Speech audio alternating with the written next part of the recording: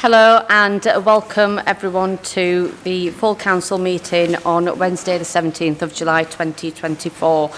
I'm going to start off with announcements, agenda item 1, which is announcements by the Mayor and Chief Exec. So I've just got a few announcements to make. So first of all, I just want to take this opportunity to clarify a procedural point raised at the last meeting by Councillor Bolt. I can confirm that part of the role of appointed spokespersons of joint authorities and external bodies is to respond to questions raised at Council, subject to the information being requested not being of a confidential nature. So that has been noted, Councillor Bolt. Secondly, I'd just like to take this opportunity to thank all our outgoing MPs for Kirklees for the work that they have done for residents in Kirklees over the years that they served, and to warmly welcome our newly elected MPs, and we are all looking forward to working with them in the foreseeable future. I'd also like to take the opportunity to thank all the staff in the electoral services team. I think they did a tremendous job in keeping order on the night and throughout. So thank you to them. Announcements by the Chief Exec. I understand Rachel doesn't have any. So we will move on to agenda item 2. Apologies for absence. Councillor Sokol. Thank you, Mayor Madam. Apology from Councillor Paul Davies, who is taking seat. Yeah. Councillor Hall. Thank you, Madam Mayor. We have apologies from Councillor Lees Hamilton. Thank you. Councillor Allison. Apologies from Councillor Alex Vickers. Sorry, Councillor Munro. Sorry, Alison. Yeah, Councillor Munro. Sorry. So confusing. It's very confusing. We have apologies from Councillor Coyle-Burke and Councillor Anthony Smith. Thank you. Okay.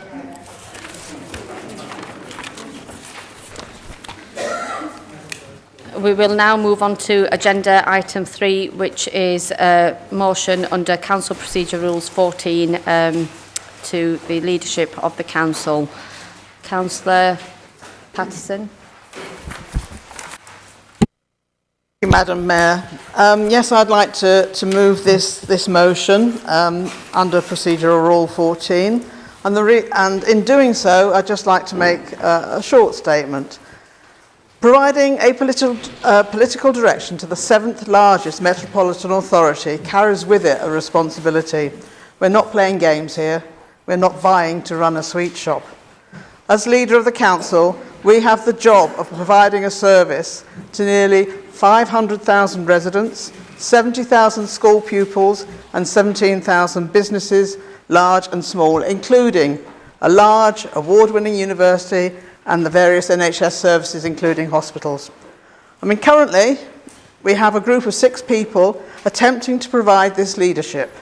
We have an incomplete cabinet, not only in numbers, but in the skills and experience to provide an assurance to our communities that they are at the heart of all the decisions made by this council.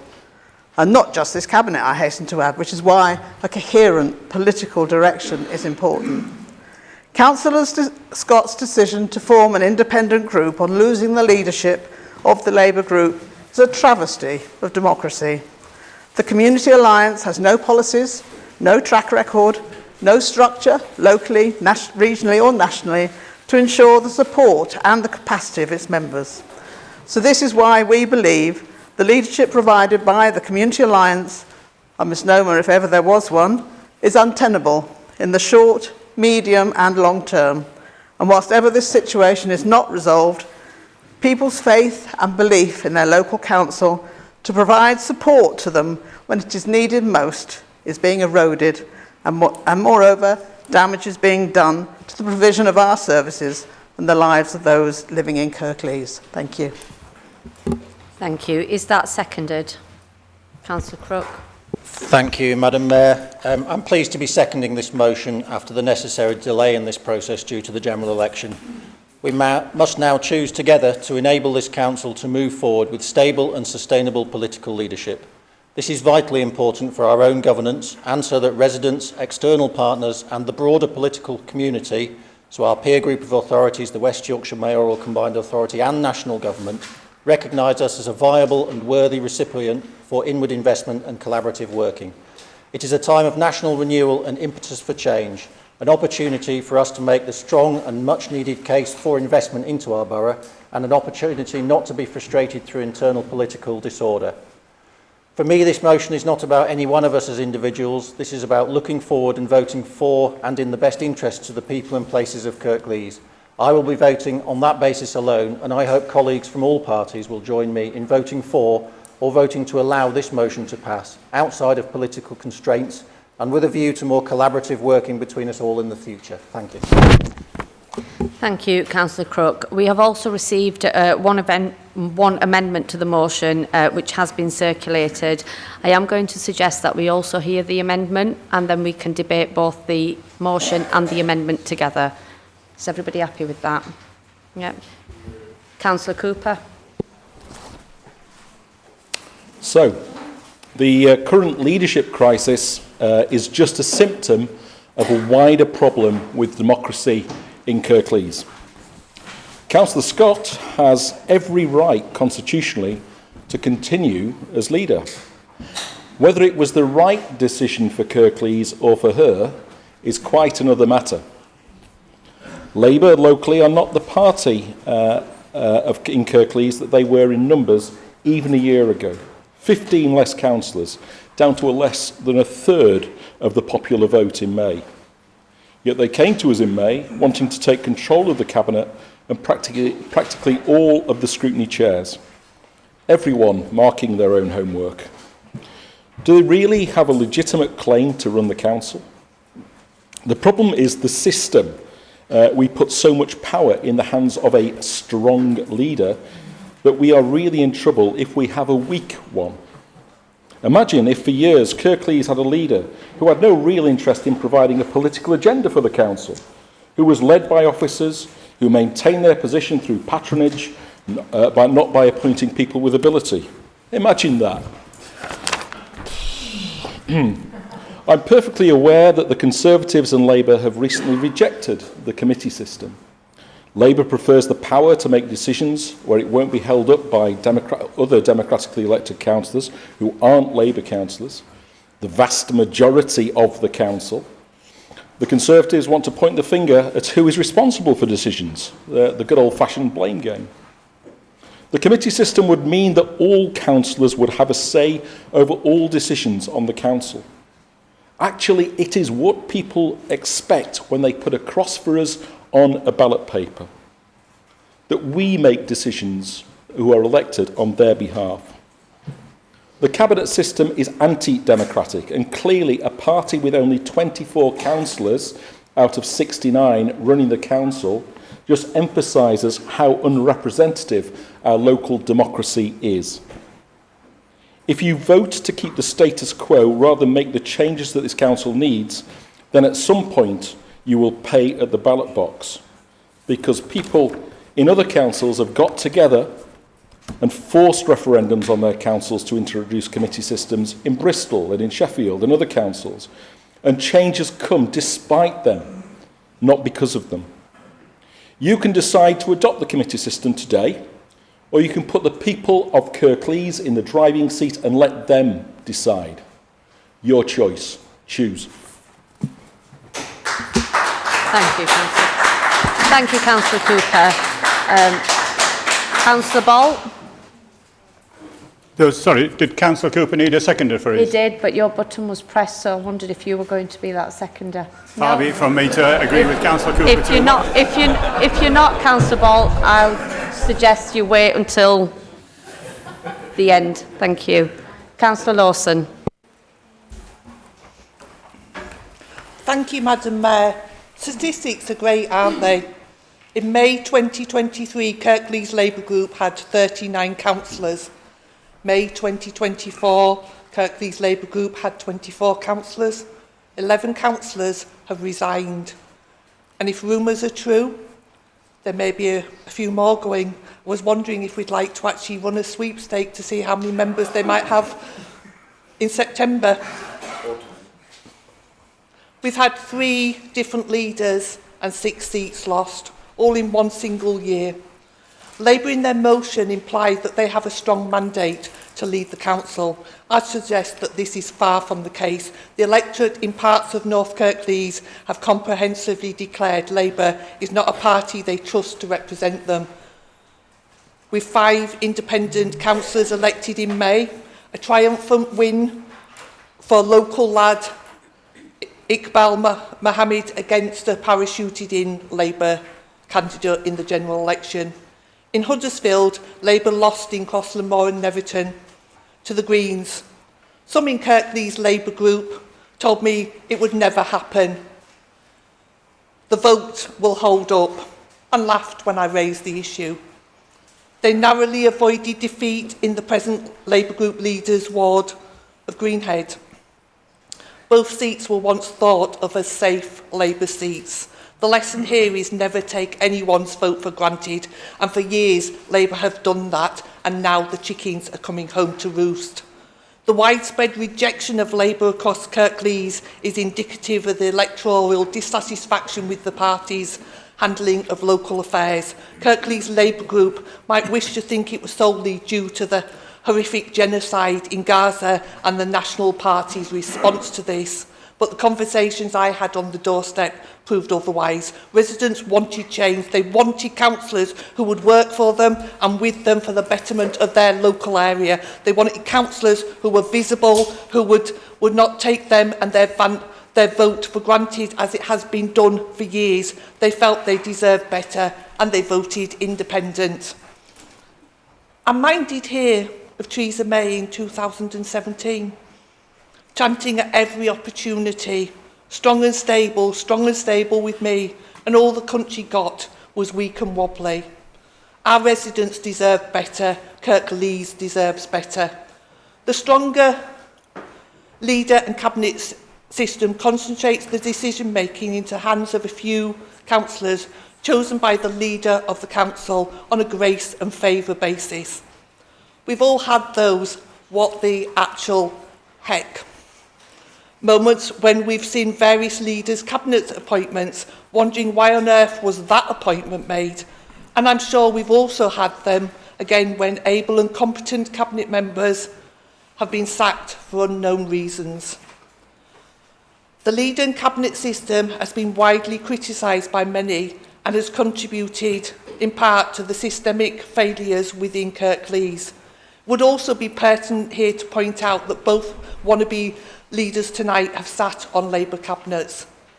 An implementation of a cabinet system would see all councillors having input into decisions, fostering a culture of cross-group collaboration and ensuring better control and management in Kirklees.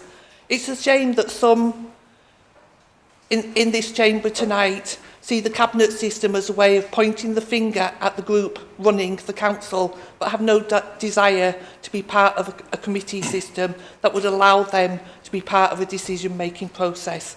We need an end to the cronyism that the stronger leader cabinet system brings about, and I would urge you to vote for this amendment. Thank you. Thank you, Councillor Lawson. So we've got a mover and a seconder for the original motion, and then we've had a mover and seconder for the amendment. We are now going to open this up to be debated as a whole. Councillor Marchington. Thank you, Madam Mayor. I think we are supportive of the committee system. We introduced the motion for corporate governance audit to do it a couple of councils ago, and very much in favour of that. And we do believe, for all the reasons already stated, very positive reasons. So that more of us across the whole of the chamber can contribute to the decisions that are made, and we also believe through that our residents are better represented as well. We also believe there ought to be a move to a more collaborative approach to local government, and actually all government. We lead, it seems to be very negative. We want to have a go at what we don't like rather than what we do. The other deficit we've got in democracy, we've heard today in the King's speech about a devolution of responsibility and power lower down. But we also believe there ought to be a devolution of democracy. In Scotland and in Northern Ireland, soon to be joined by Wales, they have a system of proportional representation for local elections, STV. And what you see in there is it's not parties who've not had representation before getting representation, but you've seen parties that more accurately represent the views of their residents, and you get a much more collaborative approach. Because to get votes under that sort of system, you need to say, what are you going to do to sort out the problem? Not just have a go at the problems, but what are you going to do to sort that out? And we do see much more collaborative forms of local government in Scotland and in Northern Ireland, and I hope to see that in Wales. It hasn't increased turnout as many of us would like to see, but it's slightly higher than the mid-30s.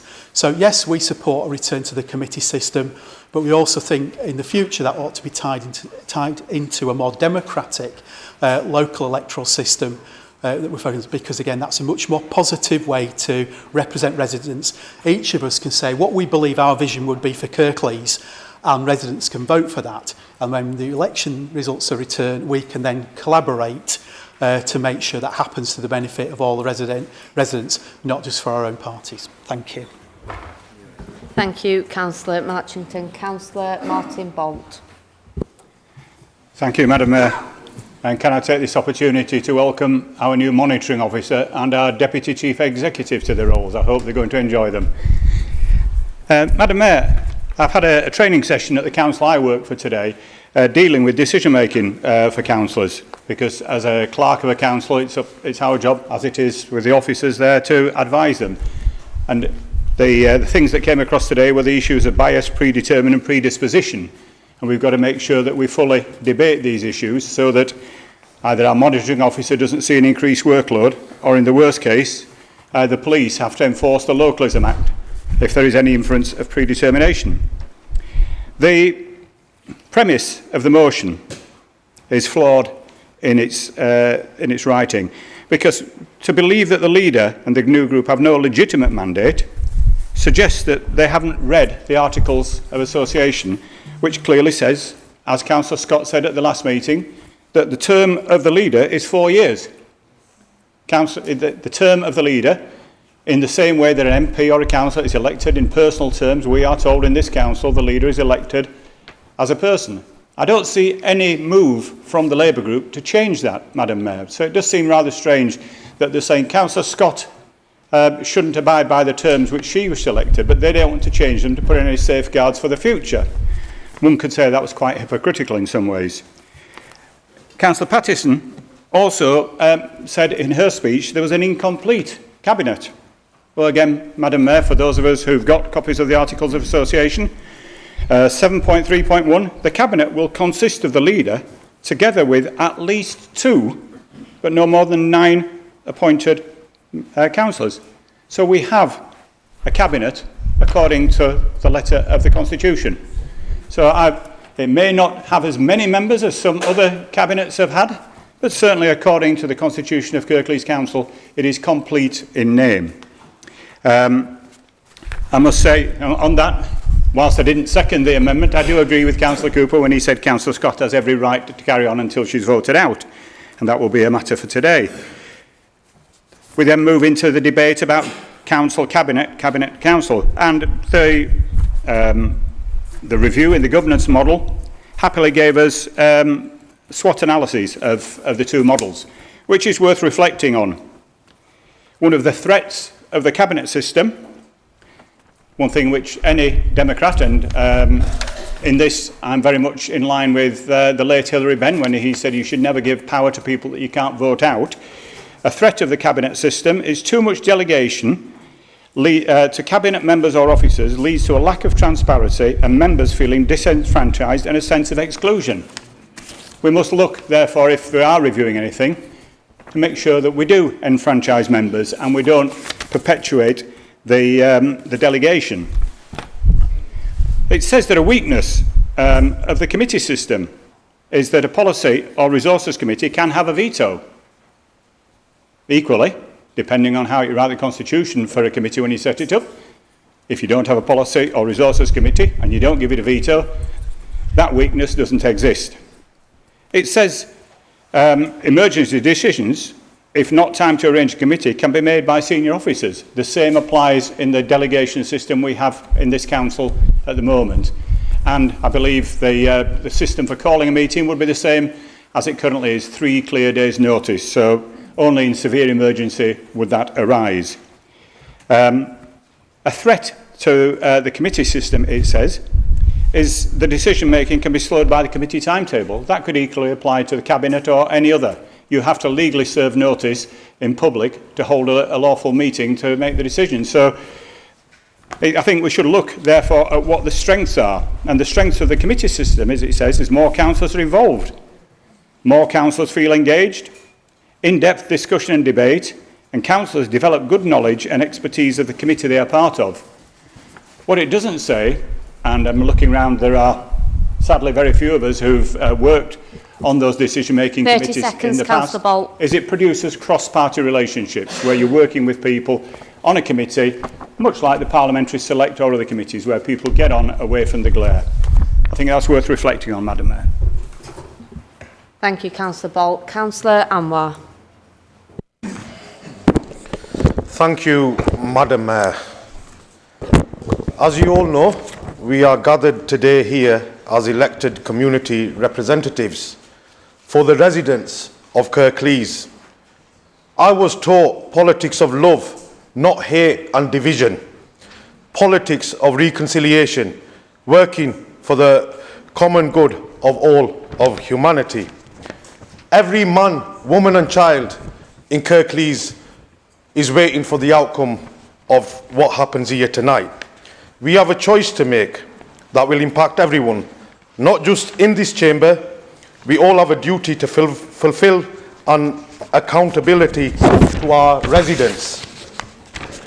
I want to make it clear, political differences aside, we need to set them aside and work as a united democracy that benefits all of Kirklees, not just the selected or chosen few, but for all, and set an example on how politics should be done in Britain today.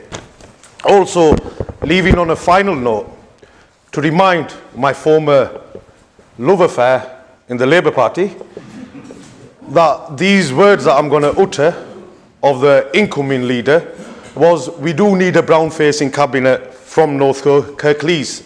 So could she clarify on what she meant by that when that was said? Thank you. Thank you, Councillor Anwar. Councillor Cahoot.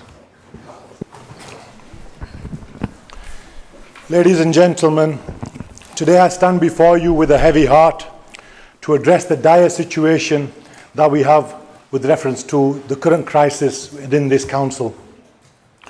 Over the last 20 years, we've seen a failure of this council, becoming complacent through a lack of competition and having a stronghold in North Kirklees. They have not only neglected the best interests of the local people, but have been so negligent that we have seen the loss of essential services and facilities in North Kirklees, which the average ward member would rely upon so much.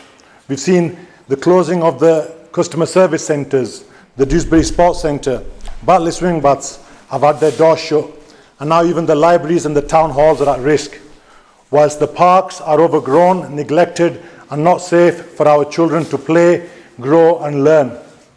For years, the Labour Council has deflected the blame to central government for a lack of funding.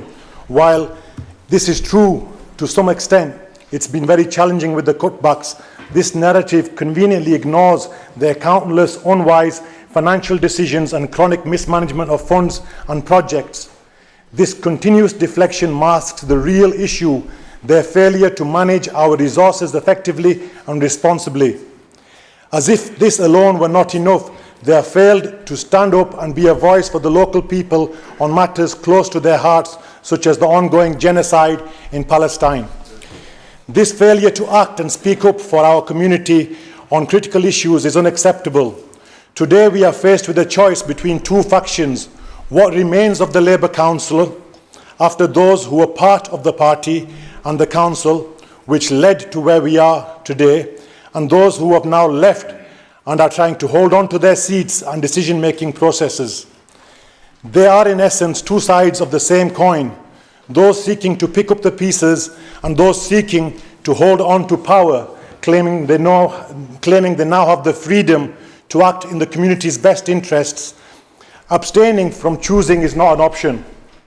It seems we must decide which is the lesser of the two. My view is the Labour Party must be held to account because it is under their watch that this occurred. Those who have left Labour and are now claiming to be independent are trying to distance themselves from the car crash, saying it wasn't us. Sorry, Councillor Cahoot, could I just get you to clarify, are you speaking on the motion or the amendment? Because we just need a bit of clarity. Yeah, amendment and motion. Okay, could you bring that into your speech then, please? Yeah, I'm coming on to that. If you just bear with me, Madam Mayor. Thank you. So, saying they're trying to distance themselves from this car crash, saying it wasn't us, our hands were tied, we can and will do a better job, give us a chance. I'm tempted to give them a chance, but they must know this, that if they have the opportunity and do not act, we will hold them to account. Amidst this despair and turmoil, there's a third option.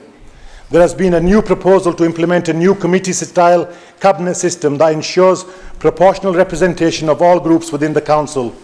Unlike the current cabinet system, which is not fit for purpose in the current circumstances, a cabinet should not be selected by one party and full of like-minded people selected on the basis of their social and political alignment. It should be representative of the council chamber, cabinet members being a ratio of the councillors for their respective parties. This new system will be more democratic, more inclusive and a fairer representation of the council and the people who voted in the council elections. The current system is outdated, undemocratic and not fit for purpose. It perpetuates a narrow ideology, stifling diverse voices and perspectives. We can no longer afford to be shackled by this antiquated model. Our community deserves a council that truly represents all its members, one that works together for the common good. This is our moment to demand change. We must seize this with both hands. If we continue with the same old approach, we will only reap the same dismal results. Let's build a better cabinet that is a genuine team where every voice is heard and every perspective valued. Our local people need us more now than ever. They deserve leaders who prioritise their needs and work tirelessly for their betterment. I plead with you to vote for change. Let's create a council that reflects our collective aspirations and drives towards a brighter future. 10 seconds, Councillor Cahoot. Together we can make this happen. Together we can usher in a new era of fair and democratic representation. Vote for change and let's build a better Kirklees for everyone. Thank you for listening. Thank you, Councillor Cahoot. Councillor Cathy Scott.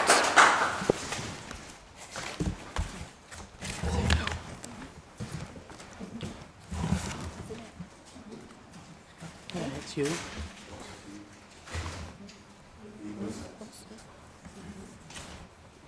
What name did you say? Councillor Scott. Thank you, Madam Mayor. There's a couple of things I do want to address tonight, so just to make it clear, I will speak about the current motion that's been put forward, and then I'll also speak about Councillor Cooper's amendment, if that's okay. So, as I rise, Madam Mayor, to address the motion of no confidence that's been tabled by the Labour Party members here tonight. You are aware what the motion states, and this motion is deeply flawed for several reasons. For first and foremost, it's not based on the leaders' abilities or their performance. Instead, it stems from a perceived lack of mandate and, frankly, a sense of entitlement of the opposition Labour group. This is a not fair or objective basis to a vote of no confidence. Furthermore, this motion has unfortunately generated a wave of negativity, hostility and trolls that have seized on every opportunity for threats not only against me as the current leader and people I'm looking now that has dismayed faces. They've been part of this, and also our members have received this of the cabinet that I appointed, undermining the integrity and our democratic process. This is unacceptable, and we should not allow our decisions to be influenced by baseless accusations and malicious behaviour. Now, Councillor Patterson started that by continually saying me about in a sweet shop and things, but I'll address that at the end, because I was not going to make this personal. This is about a professional conduct of who's leading. Throughout this process, I have maintained that we need to keep a cross-party working that is open and transparent. I reached out to all members across this chamber. We must avoid deals being done behind closed doors where a pantomime plays out in the public that become very quickly disillusioned with councillors. Democracy requires open transparency and the acceptance of outcomes.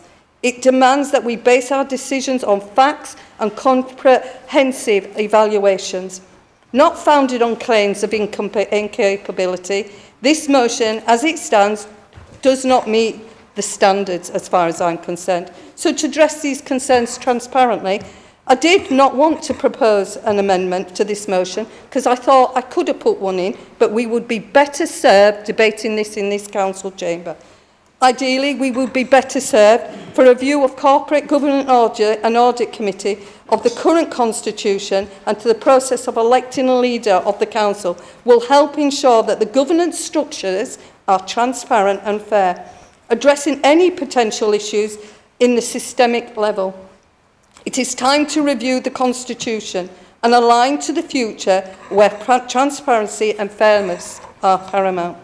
I believe we have a balanced responsibility across this chamber, approach of addressing the concerns raised. It also ensures that it's actually based on objective information, not throwaway comments and hastily removing leader and cabinet because you don't think they're good enough. A comprehensive review is what was ideally sorted. I urge my fellow councillors in this chamber to reject this motion. Let's demonstrate our commitment to due process, fairness and systemic improvements to allow the process to uphold principles of democracy, transparency, respect for outcomes, while also addressing legitimate concerns that have been raised. What I will not accept is the recklessness that's been embodied in this motion. We owe it to the people of Kirklees to act responsibly, fairly. Let us show that we are committed to upholding the highest standards of governance for our communities across Kirklees. And whatever the result comes tonight, 30 seconds, it's about democracy. But equally, I do serve you notice in this chamber tonight. People want things different. We can't carry on. I'll cut it there, but I'm also going to mention your amendment, Councillor Cooper. Unfortunately, the new councillors weren't aware that the Democracy Commission did undertake it, cross-party. We reviewed it, and the outcome was they kept a cabinet system, which was the right thing to do at the time. It was agreed. It was brought back to this chamber. So whilst I admire what you're saying there, going back to a committee system will also entangle feud again. Thank you. Thank you, Councillor Scott. Councillor John Lawson, please. Thank you, Mayor. Your second meeting as Chair seems to be no less eventful than your first. I hope the rest of the year just calms down for you a little bit. I had written a speech. That's that. I think I'll talk about the amendment first, and then we'll come to the motion. The amendment itself reflects, as Councillor Marchington said, something that we brought jointly together to an AGM a couple of years ago, in which we said, yes, the time is right for a committee system which takes in all voices, all skills, all opinions, and garners the best of the minds in the chamber. I still think that's the case. I still think we should be doing that.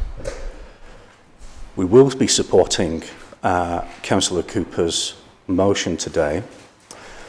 I have a grave question, though. There's part of the amendment missing, which is what happens next if we pass this motion, or pass the amendment, sorry.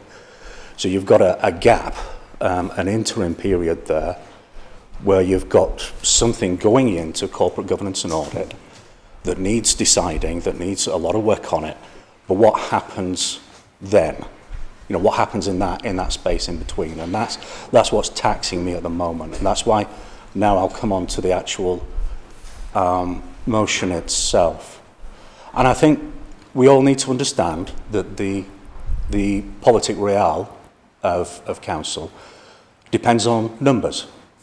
It depends on having the numbers to produce an effective council that can get the business of council done and can take with it and can produce the confidence of our partners and of government as well. And that's an important piece there, so especially if we're in a period at the moment as we are with Ofsted, where they look at leadership. We do need to have an eye to that. We do need to be responsible and to have our sights on that quite keenly. That said, I'm not keen on some of the personal stuff that's spilling over. We need to keep this business. We need to keep this the business of council.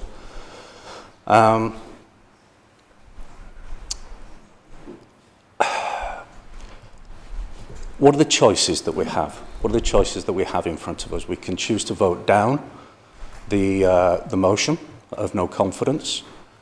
That gives us the numbers problem again. We're back to numbers. Do we then have a situation where people are going to join together and form an administration? Because don't forget, an administration with a cabinet takes at least 8 full-time equivalent members. And that's just not available at the moment outside the Labour group. Possibly within the Conservative group, but certainly not within mine. So we need to consider that. We need to consider we can't just vote against what isn't our precise cup of tea. We can't just vote against what we don't like if it means that we bring council to its knees. We can't do that. We can't be responsible and do that. So if we did, close your ears, Rachel, we'd be left in a situation with a CEO as the leader. And there's a very real danger there that actually the CEO can do things that are not accountable to the public in the same way that if a leader does them and a cabinet does them. And we might not like them, we might not find them to our taste, but it's on us because we didn't find an alternative. So I'll wrap up there and I'll leave you with the thoughts and I'll listen to the rest of the debate. Thank you. Thank you, Councillor Lawson. Councillor Kendrick. Thank you, Madam Mayor. Just a couple of points. Some on the amendment as such, and this, Labour has gone from 39 to 24 seats. Let's be really clear. A lot of the people had a mandate from our communities to be Labour councillors, and they've left Labour for all sorts of different reasons. The majority have done so, some because of issues around Gaza, some because they were pressured, and under such pressure they couldn't continue, others perhaps for position, I don't know. There is one long-term independent councillor in this chamber who his community knows what he stands for and why he should be elected. The others were elected in the majority as Labour councillors. If they really feel they have a mandate from the communities, then resign and have a by-election, and let's see whether you are going to be representative of your communities. I suppose the phrase is, put your money where your mouth is. As far as the motion... Can we just have one meeting, please? As far as the motion goes, for me, the issue is, you know, like many councils up and down this country, but particularly in the north, we're under huge financial pressure. Hopefully that will change in the future, but it won't be the near future. And yet there's no one on Cabinet specifically and totally looking at the finances of this authority. And that, to me, is a real weakness. Another issue is there is no one specifically currently looking at adult social care. And if any of us think that's okay, then we're in the wrong place. And I assume many of you will know, perhaps not all, that currently Ofsted is in, looking at children's services. And children's services, part of that Ofsted inspection, is looking at the political leadership for children's. And if they find that inadequate, then they find the whole service inadequate. despite the fantastic work that officers have been doing and managers and frontline workers have been doing. And that for me is the saddest thing. I despair about that. And just one last comment. Councillor Amar talked about love in politics. I await to see the love he wants to provide, because he's certainly posted a lot of vicious and unpleasant things. I don't see much love in that. Thank you, Madam Mayor. Thank you, Councillor Kendrick. Can I just remind members of what I said in my very first meeting 8 weeks ago? Can we show each other respect in this chamber? I know it can be difficult for some, but please try and remain professional. Thank you. Councillor Habiban Zaman.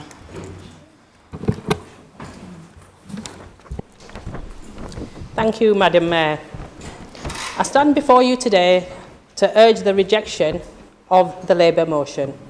This motion, while perhaps well-intentioned, does not align with the best interests of our communities. Secondly, this motion lacks a comprehensive and thorough analysis which will impact severely on our communities. We have a duty to make informed decisions based on careful consideration and needs of our communities and not on worn-out tripartite behaviour. I believe the proposal put forward to this council chamber by Councillor Scott at the annual council was a modern way of working, a very inclusive way of working, with all parties having an equal stake in running this council for the betterment of our communities. Surely, all those sat in this chamber this evening, we say we came into public life to serve the public, to improve people's lives, be their voice, address their concerns, and address inequality and widespread injustices across the Kirklees area. Today, it's not about me. It's about the communities that have elected us and the communities we are here to serve with the values we share. It's about giving them the best possible service they deserve. It's about a belief that there is an alternative to overcoming inequalities, poverty, and indifference. The unwavering energy that we have unleashed over the last few weeks will not go to waste. We are a new movement ready to embrace change, including all ages, faiths, and backgrounds. This gives us a new direction and a new future. We need more people to be true voices of the community and not just puppets who dance at the tunes of genocide-supporting parties. It is also a warning of what this new government is about. Nothing but war, war, war, endorsing war crimes. Starmer has betrayed loyalties to his supporters, councillors and membership while endorsing war crimes. Members, can we just have one meeting in here and please try to not talk over others? Like I said, I know it's difficult for some of you, but please, if we can't, I will ask members to remove themselves from the chamber, and I don't want to do that.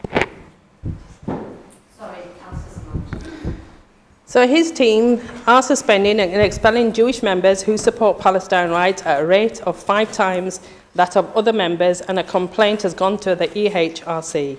Well, over 9 months now, millions in Britain have so far taken to the streets in an unprecedented series of demonstrations demanding an end to the British state, corporate and institutional complicity in Israel's crimes. Councillor Zaman, are we going to be speaking on the motion or the amendment? On the motion, Thank yes. you. Palestinians continue to face the darkest hour in their enduring struggles for liberation. On a local level, since I've taken up my position, I have ensured that the community's needs are being addressed.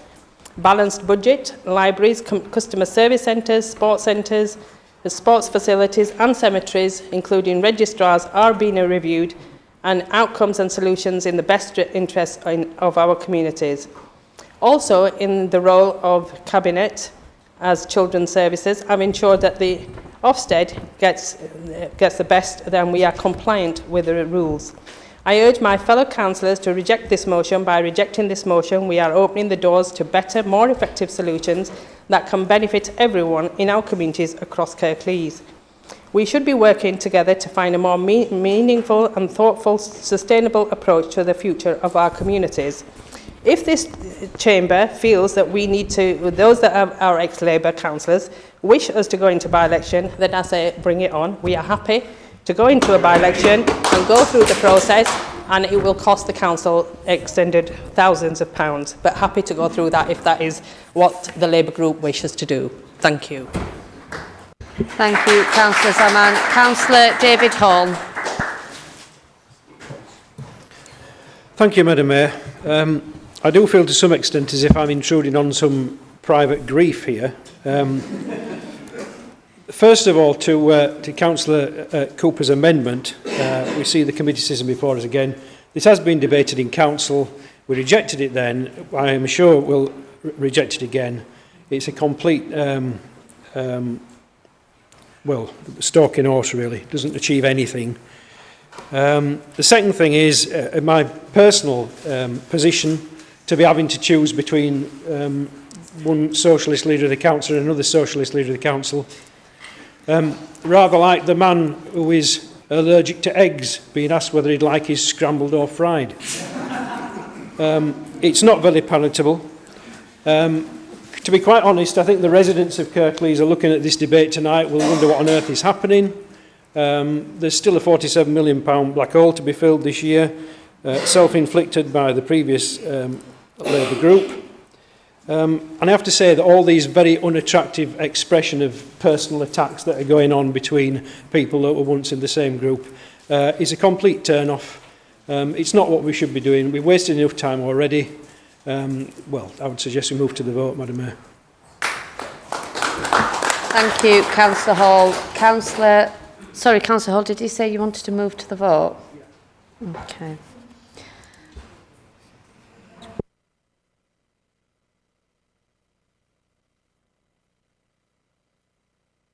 Do you have a seconder for that, Councillor Hall?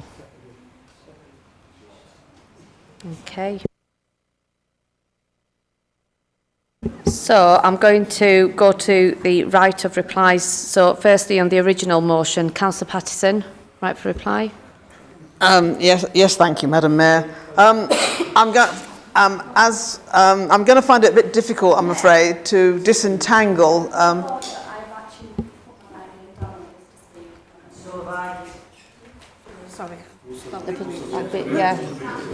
Yeah, we moved to the vote. We had a proposer and a seconder, so the list has been deleted, I'm afraid.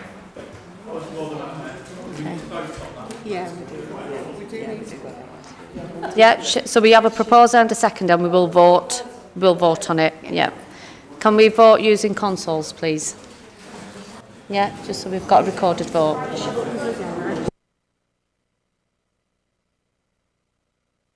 Sorry, Councillor.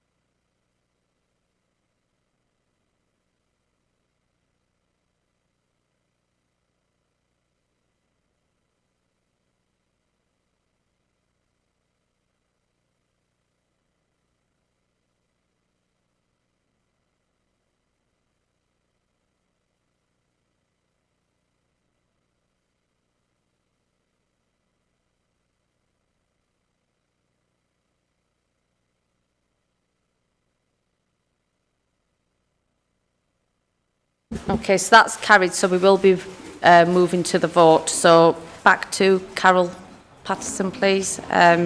Right for reply. Right, thank you. I will keep this quite short because it is quite difficult to actually disentangle comments. We've got an amendment to make motion, so she has to put before the right to reply. So Carol's going to reply first, based on the motion that was proposed. She's got a right for reply, and then I'll be moving on to Andrew for his right for reply. That, we can clarify that.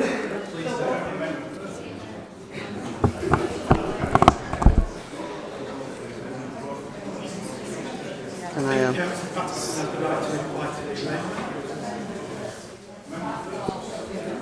Sorry, so can we just have order in the chamber whilst we just clarify this for all members, please? I think the legal officer wants to come back with some details, so could we please listen to her? So Councillor Patterson is allowed a right of reply, as is Councillor Cooper, and we're going to do them in that order. They will both have the opportunity and reply to the motion and to the amendment, and then we'll move to the vote on the amendment. Thank you for that. So back to you, Carol. Sorry. Thank you, Madam Mayor.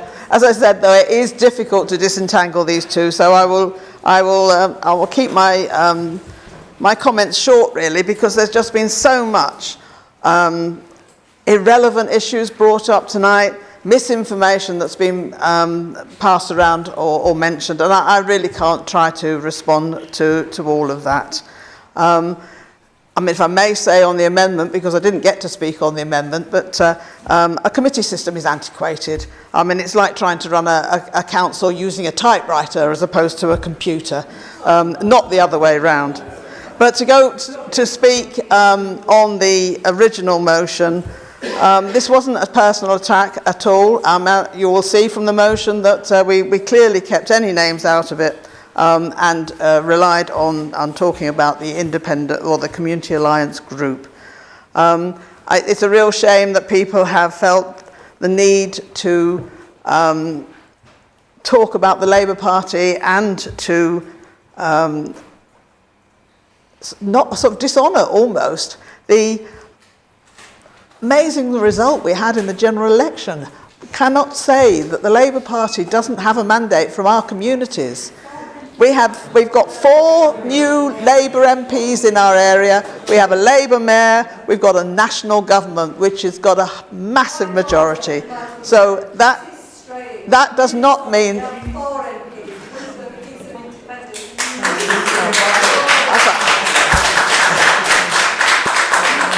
Didn't hear a word. Sorry, Councillor Patterson, continue. Yes.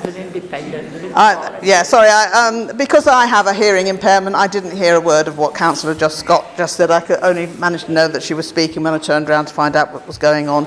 But yes, it's totally wrong to say that the Labour group, or the Labour Party, not the Labour group, because we're talking about 2 different things here. We're talking about Kirklees, but the Labour Party hasn't got the best interests of the community or a mandate from the community. It is just totally wrong.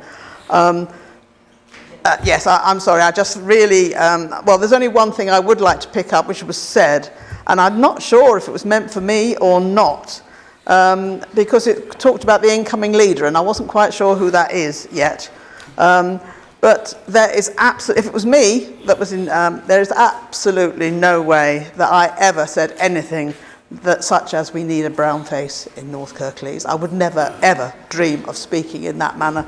So I don't know where that came from, but I just would like to put that straight. So that's all I have to say. Thank you. Thank you, Councillor Patterson. Councillor Cooper, right of reply. So, a modern committee system is not a typewriter. It's not a computer. It's a network which involves all of you. It's the most modern system of government that you could possibly have. It is not antiquated. It is not backwards. It's what councils around the country, and quite large councils, are now adopting. Some not so far from here. But there are 2 ways we can have a committee system. Either we can decide we're going to do it here, and I'm surprised at the Conservatives. They're basically saying, oh, we're going to put Labour in control for again and a day. That's what they're effectively saying. Forever. That's if you don't take a committee system, you'll have no say over anything. And if you have no say, and that's what you're voting for, you shouldn't complain, to be quite honest. But there are 2 ways we can have a committee system. Either we can decide to do that here, or we go on the streets, or we go to the people, or the people decide through a petition to this council. 5% of the electorate, I believe it is, can decide to ask this council to form a governance review, and then we can have a referendum on the system, as Sheffield has done, as Bristol has done, and they now have a committee system. If that's what you want to do, over the next 2 years, then we'll do it. Thank you. Thank you, Councillor Cooper. So we are now going to move.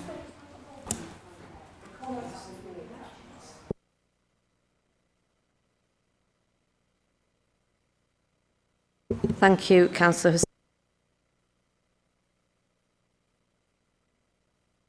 Okay, so we're now going to move to the vote on the amendment first. So we're going to use our consoles for that. So this is voting either for, against or abstaining on the amendment.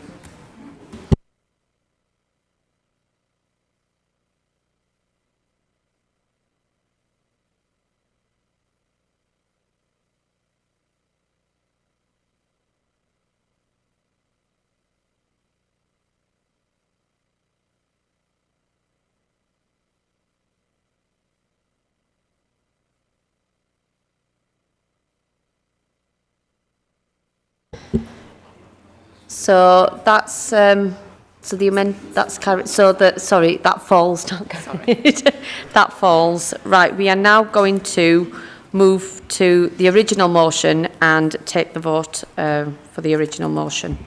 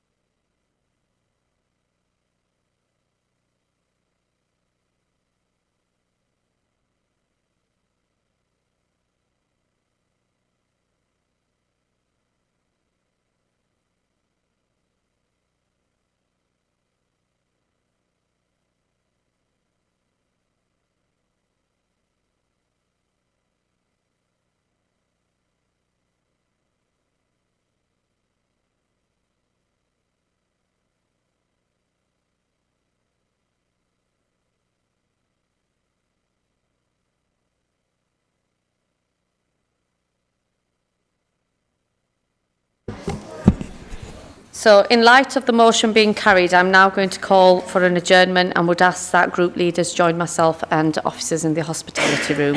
Thank you.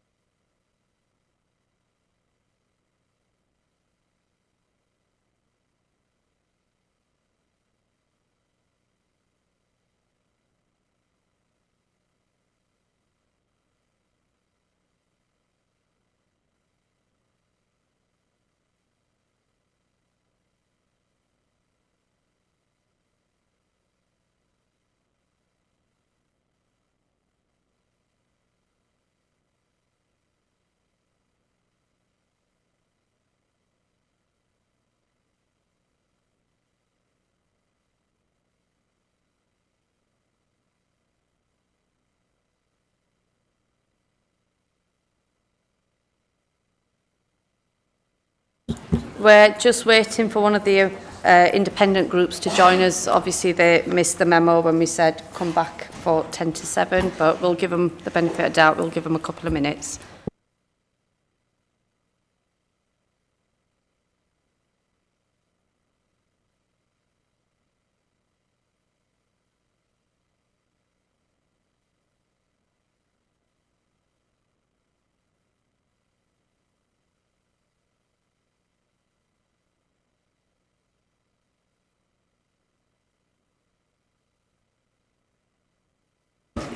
Okay, thank you and welcome back, members. So, having discussed with the Deputy Chief Executive, it's now necessary to bring forward an urgent item of business to elect the Leader of the Council. So, we'll need a proposer and a seconder for this item. Motion 5, thank you. Thank you, Councillor Crook. Is that seconded? Madam Mayor, I'll second it. Thank you. Sokol. So, are there any nominations for leader? No,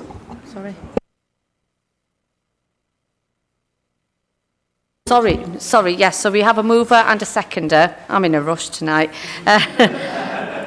We have a mover and a seconder, so we're now going to just take a vote on that. Okay. To bring forward an item to elect the Leader of the Council.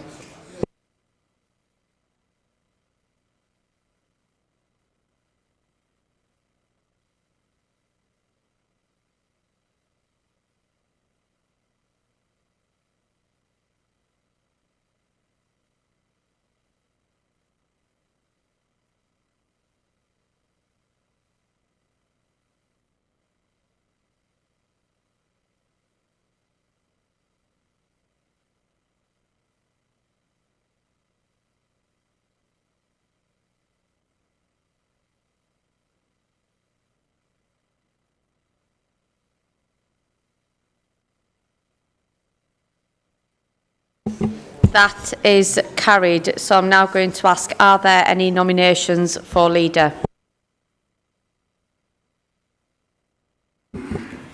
Councillor Crook. Thank you, Madam Mayor. I propose Councillor Carol Patterson be elected as leader. Is that seconded? Madam Mayor, thank you.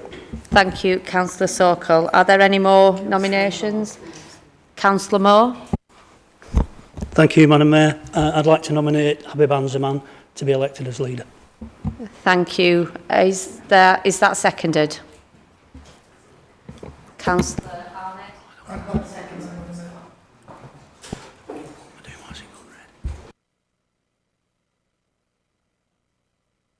So we have two nominations. We have Councillor Carol Patterson and we have Councillor Habiban Zaman. So we will vote on each nomination in the order that it was moved. So we will firstly be taking a vote for Carol Patterson.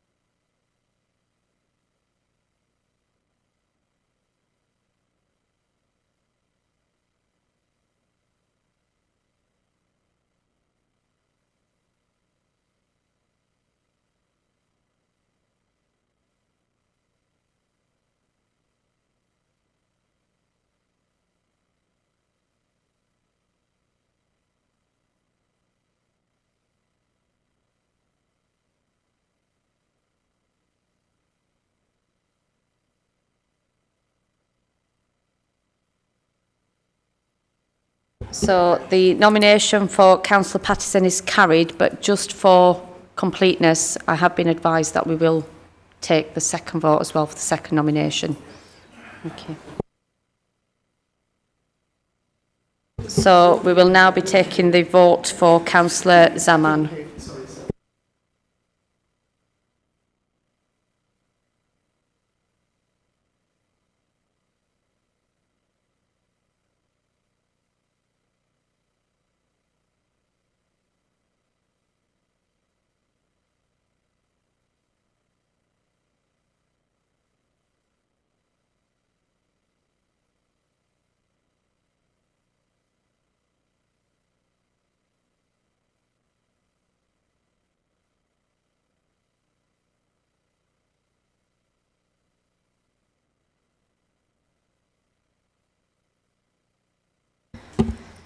So that falls. So in light of the election of a new leader, it's necessary to discuss how we manage the remaining agenda items for this evening's meeting. So could I ask group leaders to join me in the hospitality room for a short adjournment, please?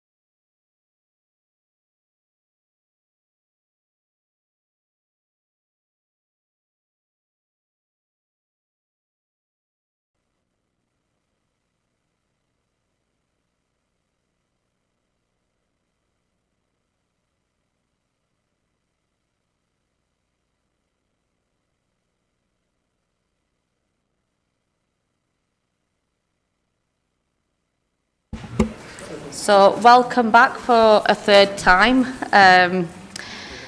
Before I called for the adjournment, I understand that Councillor Pattison had pressed her speaker to make an announcement. I think you want to announce your cabinet, so I will give you that opportunity now. Thank you. Thank you, Madam Mayor.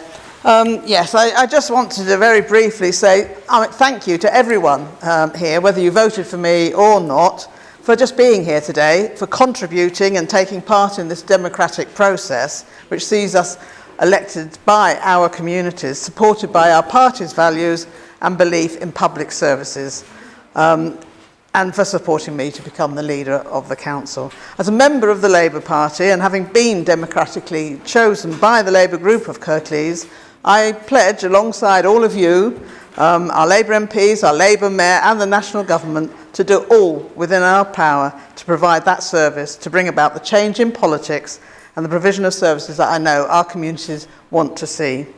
The Labour group now has stability, belief in its task and working together as a team to ensure we do meet Keir Starmer's pledge of public service to all residents and businesses of Kirklees. And at this point I would like to announce the cabinet that I wish to appoint. Firstly, Councillor Crook as Deputy Leader. Secondly, Councillor Kendrick as Portfolio Holder for Children's Services with a statutory responsibility for those services. Councillor Turner, Portfolio Holder for Finance and Regeneration, and Councillor Addy as Portfolio Holder for Health and Adult Services. And finally, I also wish to appoint Councillors Ahmed, Hawkins and Pinnock as Cabinet members whose portfolios will be announced in due course. So thank you once again for electing me as Leader of the Council, and I will do all I can to lead a council which believes in public service and services, has integrity and a moral compass. Thank you. Thank you, Councillor Pattison. So during the adjournment, we decided that we weren't going to call for a break because I think we've had 20 minutes each for both the adjournments. That's 40 minutes, so I won't be calling for a break if that's okay with everybody. In terms of how we're going to continue with the rest of the agenda, we will be looking to defer items 13, 16 and 18, and we will continue with the rest of the agenda in the order that it's in. Okay, so with that, I'm going to move on to agenda item 4, which is minutes of the previous meeting. I move that the minutes of the meeting of Annual Council held on the 22nd of May 2024 be approved as a correct record. Is that seconded? Seconded, Madam Mayor. Thank you, Councillor Smage. Please vote by a show of hands. Thank you. That is carried.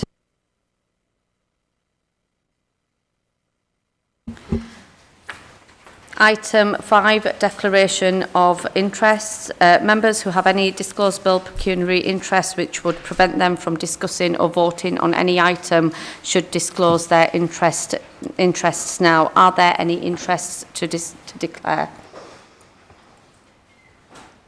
Okay, no. Can I remind any members who have declared an interest to complete the form and submit to legal by the end of the meeting? Thank you. So agenda item 6, which is deputations and petitions. I understand we have 3 deputations today from members of the public. So the first deputation, can I please invite Mr. Mike Donoghue to present their deputation?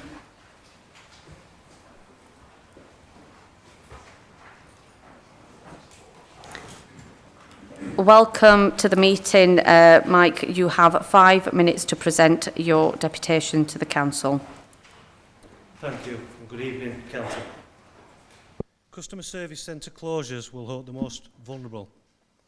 Kirklees Unison has previously warned that the proposed closures of the 2 customer service centres in Huddersfield and Dewsbury will be disastrous. At the Cabinet meeting on the 12th of March, we voiced concerns raised by our members who work in the centres. We said that customer service centres provide vital support for some of the most vulnerable people in Kirklees.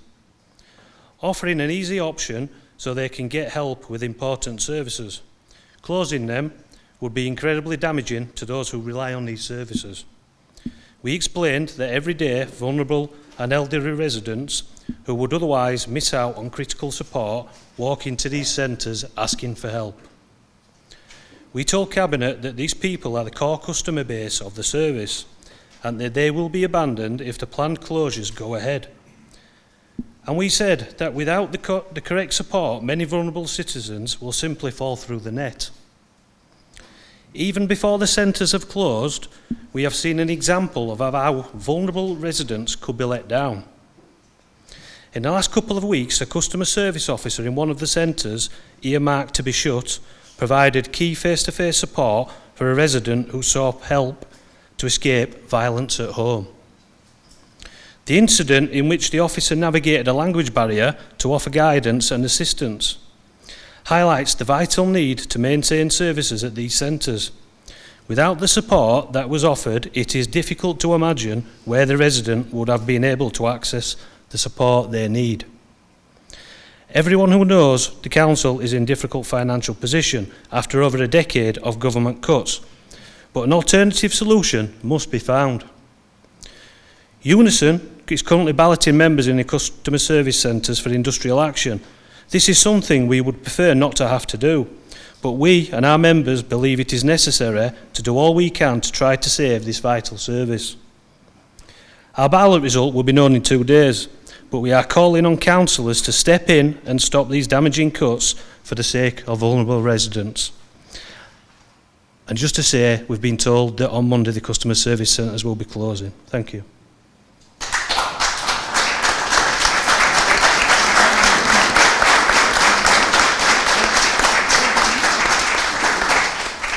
Thank you.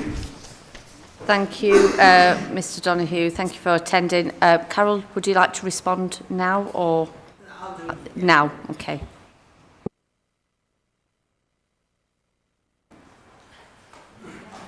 Thank you. Thank you, Mr Donoghue. Yeah, customer service centres. As I previously stated just now, I don't know if you heard it, I'm afraid, but myself and my group passionately believe in public services public service and services. We will consider what you've said today and everything that's been said before. I mean, I know you've been campaigning for a while, but you'll have to forgive me. I have only just been elected as leader. I will provide or make sure you are provided with a written response after the meeting. I'm sorry I can't say more than that at the moment, but thank you for coming today. Thank you for your time. Thank you, Councillor Patterson, and thank you, Mr Donoghue. So can I now please invite Akhtar Kasia to present their deputation, please?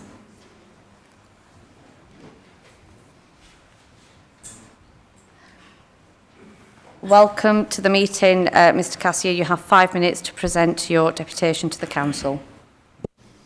Good evening, Madam Mayor and Honourable Councillors. My name is Akhtar Kasia and I represent Downs and Special Friends. Established in March 2016, I am one of the founding members of the Downs and Special Friends, along Mariam as well here. I also have a colleague, Shaheen, with me today. We have just over 200 plus members, which are all local members as well. They range from age 1 to age 42, and they have disabilities such as Down syndrome, autism, ADHD, and other diagnosed or undiagnosed disabilities. We also support their siblings and their families too. We as a community have been devastated since the closures of the Bartley Baths building and the services offered. And although we understand some of the challenges that the council faces, we all have been saddened by this decision. So tonight, my colleagues and I stand before you representing not just Downs and Special Friends, but also residents of Bartley and surrounding areas, with a transformative vision for our community, the reopening and revitalization of Bartley Baths. You see, Bartley Bath is more than just a building to all of us. It's a cherished part of our community. It is part of our heritage, not forgetting to mention many of our members were regular members at Bartley Baths. My son Ayub was supposed to be here, he's not here. My son Ayub, he was a regular visitor at Bartley Baths, and I am so very proud that because of the facilities he was able to use, He can now do 40 plus full lengths in 1 hour. It's a life-changing that he and others were able to have use of such facilities. We at Downs and Special Friends are committed to not only restoring Bali Baths to its original usage, but also enhancing its role as a central hub of inclusivity, wellness, and community spirit. Our comprehensive plan is both solid and meticulously thought out, with the primary aim of benefiting everyone in our community. So how will we do this? We are here to publicly put on record that Downs and Special Friends is prepared to take over the day-to-day running responsibilities of Bali Baths, be it the possibility of an asset transfer or other options. We understand the significance of this facility and are committed to ensuring its smooth operation and sustainability. We envision an array of services designed to cater to diverse needs, including an adult daycare center specifically for children with special needs, offering a safe, nurturing environment where these adults can thrive, engage in enriching activities, and build meaningful connections. This center will be a place where they can truly feel at home. We plan to create an inner garden and peace area within the facility. This serene space will serve as a sanctuary for all visitors, offering a tranquil environment for reflection and relaxation amidst the hustle and bustle of daily life. One option is to use vertical farming system to grow vegetables and fruits, which will keep adults and school children engaged. We propose reopening the swimming facilities for school children during the day. Outside of school hours and school holidays, the pool will be open to the public, providing a welcoming space for families and individuals to enjoy. We plan to transform the current gym into a vibrant cafe that will be run by children with special needs, like Ayub and Rais. Access to work grant will help the adult with special needs in their job. We also plan to add a spa facility, which you'll probably enjoy, to the existing sauna and steam room as well. These additions will attract a wider audience, contribute significantly to the facility's income, and provide our community with a comprehensive wellness destination. Funding conversations have already taken place, which you'll be happy to know, with several key stakeholders, including the locality, the National Lottery, local businesses, and high net worth individuals. And of course, if you believe in our plan, we welcome Kirklees Council to provide the grant funding. Additionally, we plan to run fundraising activities once we receive the council's go-ahead.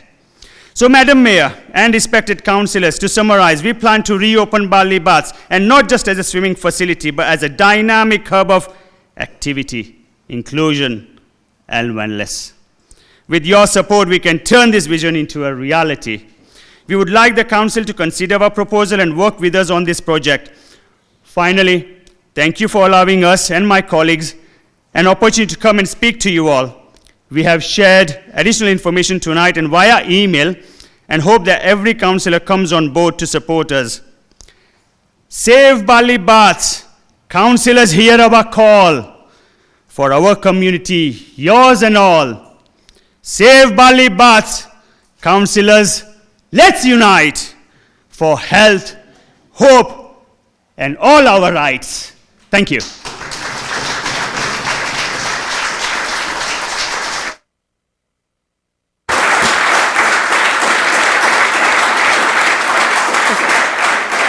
Thank you, Mr. Cassier.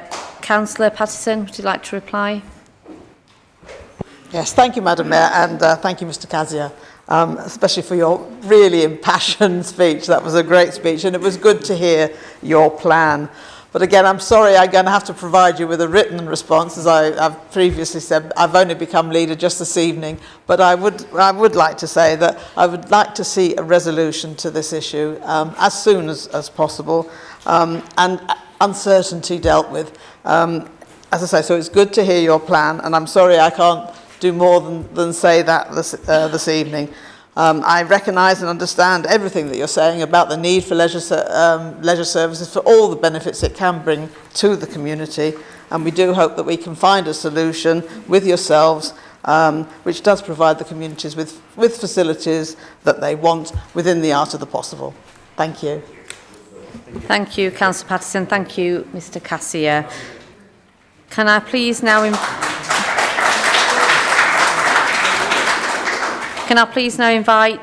Mudassir Iqbal to present their deputation, please? Welcome to the meeting, Mr Iqbal. You have 5 minutes to present your deputation to Council. Thank you very much, Madam Mayor.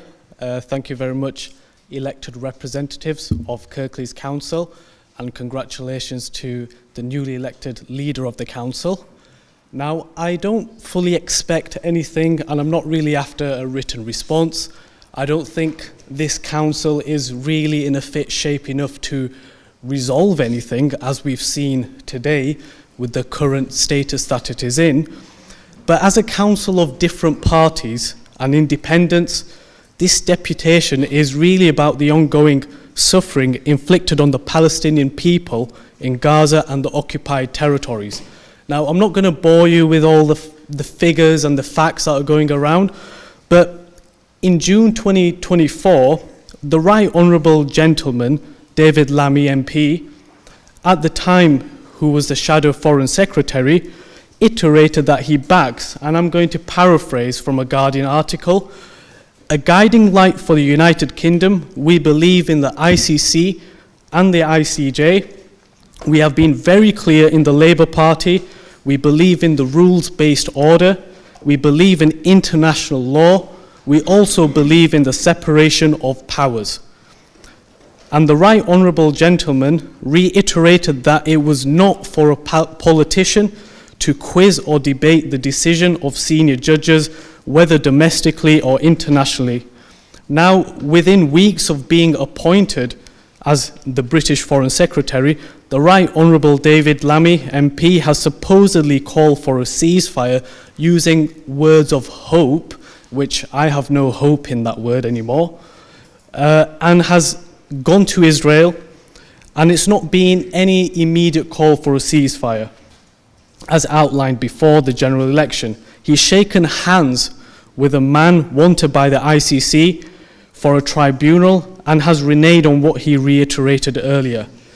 So, dear elected representatives of Kirklees Council, as a council, do you have the power to do anything? Well, let me just give you one example of where a council has actually... Mr Iqbal, I'm going to just have to stop you there. I have been advised that you are not reading from what was actually originally provided and approved by the council. So if you could bring you back to the original deputation which has been approved by us. Thank you. So what I'm just going to summarise is that just a quick recent example was Liverpool City Council, which put forward a motion to boycott the Sun newspaper for its defamation and blatant lies about the Hillsborough disaster in 1989. Now, can this council, which the lead... Sorry, Mr Iqbal, I'm going to have to stop you there again. You're not reading what you've actually submitted, and what you've submitted. It was clear that it has to be something that we have the functions and powers for. Okay. So if I could just bring you back to that original point, if you've got a point to make, then please bring it to that. So, as a representative of the Muslim community of Kirklees, we, the undersigned, and community leaders from this community propose a motion to be put forward as soon as possible, urging that this council resolves, insofar as legal considerations allow, to boycott any produce originating from illegal Israeli settlements in the West Bank and potentially any future illegal settlements in the Gaza Strip. This also includes land seized by Israel on Palestinian territories preceding 1947, whereby produce is imported from there and sold here locally from an illegally seized land.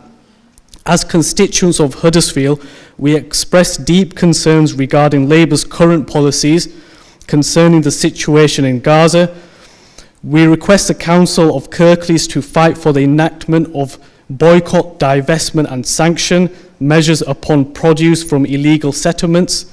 Newly elected MP Harpreet Uppal mentioned in a victory speech that she will represent all constituents of Huddersfield regardless of how they voted. Will the Kirklees Council listen to the concerned Muslim community and the wider community that are concerned about this situation that is ongoing? Will the largest party that makes up the council, the Labour Party, along with other parties and independents, put forward a motion to support the BDS of Israeli goods? As our representatives, it is vital this council takes a principled stance on international human rights. Your support for enacting BDS against the Israeli apartheid state of the illegal apartheid state of Israel will reassure our community and will send a powerful humanitarian message for all to see. Thank you.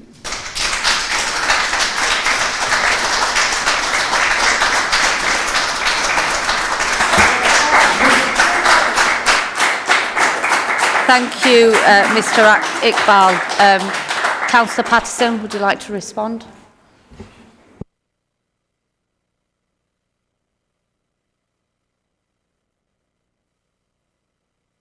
Myself. You'll have to forgive me. I've only just come into post and I really can't say too much at the moment at all. If you do want a written response, I did notice you said you didn't want one, but if you do, that can be provided. But what I will say is that what is happening in Israel, in Gaza, the Sudan, in the Ukraine is absolutely appalling, and I would wish to see all conflict peacefully resolved. Thank you. Thank you, Councillor Patterson, and thank you, Mr. Iqbal.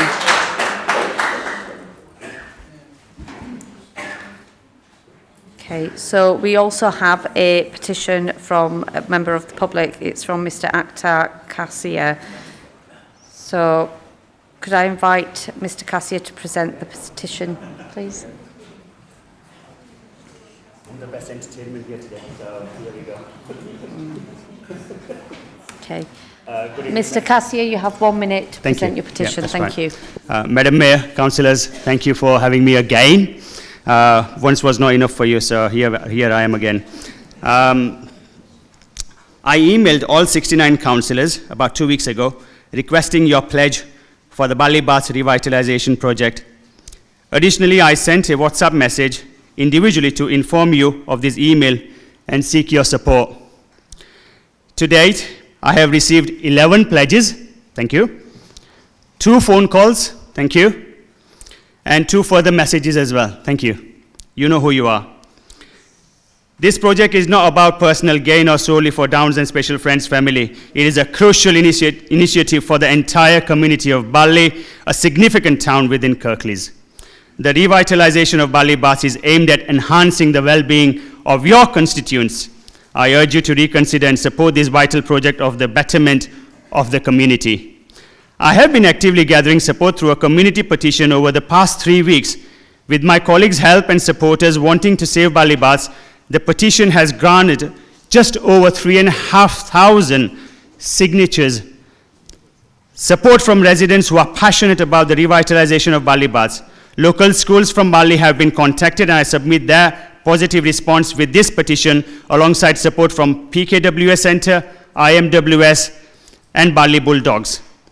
I would like to formally submit this petition to the clerk as part of my efforts to demonstrate the community's overwhelming support for this project.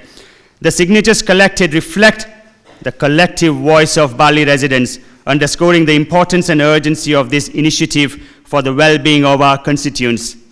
With your support, we can turn this vision into a reality. We can revive Bali Baths and create a vibrant, inclusive space that benefits everyone. Thank you for your time and consideration. Let's work together to bring Bali Baths back to life and make it a true beacon of community spirit and inclusion. And finally, just for today, Save Bali Baths, councillors, hear our call for our community, yours and all. Save Bali Baths, councillors, let's unite for health, hope, and all our rights. Thank you. Thank you, Mr. Cassier.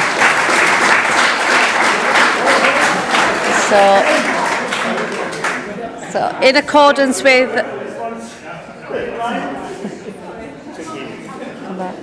Thank you, Mr. Cassier. So in accordance with Council Procedure Rule 9.3, I direct that the subject matter of the petition be referred to the appropriate Executive Director for investigation. Thank you. Thank you.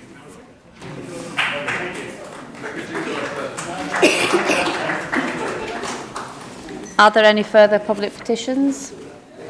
No. Okay.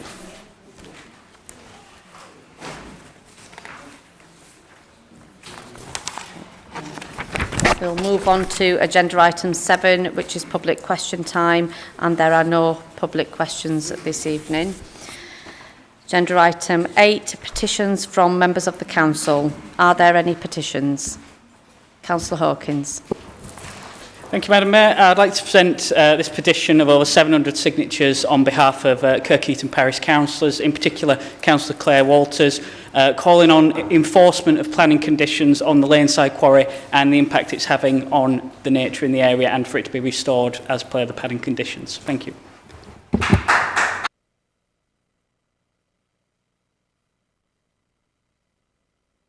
Thank you, Councillor Hawkins. So in accordance with Council Procedure Rule 9.3, I direct that the subject matter of the petition be referred to the appropriate Executive Director for investigation. Thank you. And do we have another petition? Councillor Ahmed? Yes. Thank you, Madam Mayor. I wish to present this petition on behalf of the Friends of Kirkheaton Library, who've collected over 1,048 written signatures and 135 online, urging the Council to maintain the current levels of support for Kirkheaton Library. The library currently receives 5 hours paid staff support per week, which provides the essential skills, experience and management needed to keep the library in the heart of the village. Any reduction to the support would put the library at risk, and the undersigned are calling on the Council to reconsider. So I'd like to submit this petition to the clerk.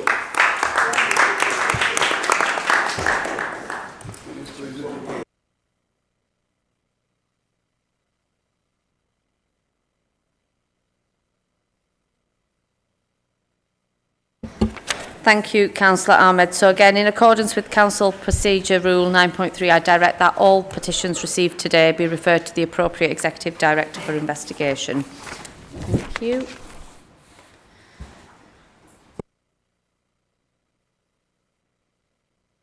Moving on to agenda item 9. So agenda item 9 and agenda item 10 are petitions for debate, and they're both on car parking charges.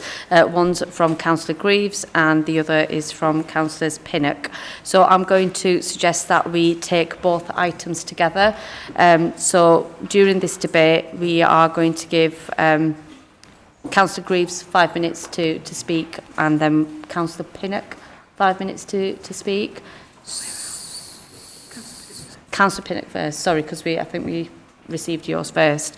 So can I invite Councillor Kath Pinnock to make a representation to the meeting for a maximum of 5 minutes? Thank you. The Council will then debate both motions at the end, and we'll have a total of 30 minutes for that debate. It's 15 minutes for each motion, but because there's two, we're going to take them both together, give the speakers 5 minutes each, and then 30 minutes to debate both of them at the end. Is everybody okay with that? Thank you. Councillor Kath Pinnock, please. Thank you, Madam Mayor. So the petition that was organised by Kirklees Ward councillors was supported by most, if not all, of the town's businesses and signed by just under 6,000 individuals who came from all the communities in the Spen Valley. All of them, Murfield including. So it wasn't just Kirklees. Many, many people were concerned. A further 496 individual letters of objection were handed into the council as well as the many objections that were sent in online.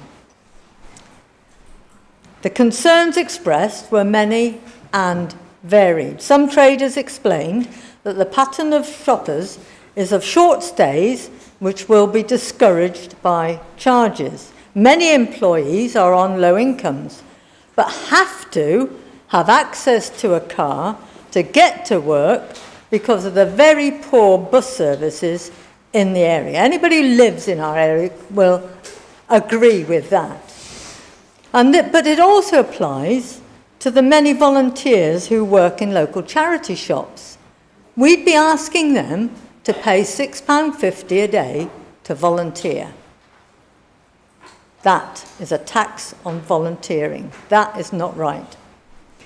There is a considerable concern by traders that parking charges will be the final blow to their viability, given the huge loss of trade as a result of the closure of the town hall 2 years ago, which was used every weekday by the 500 members of the U3A, as well as regular weekend events.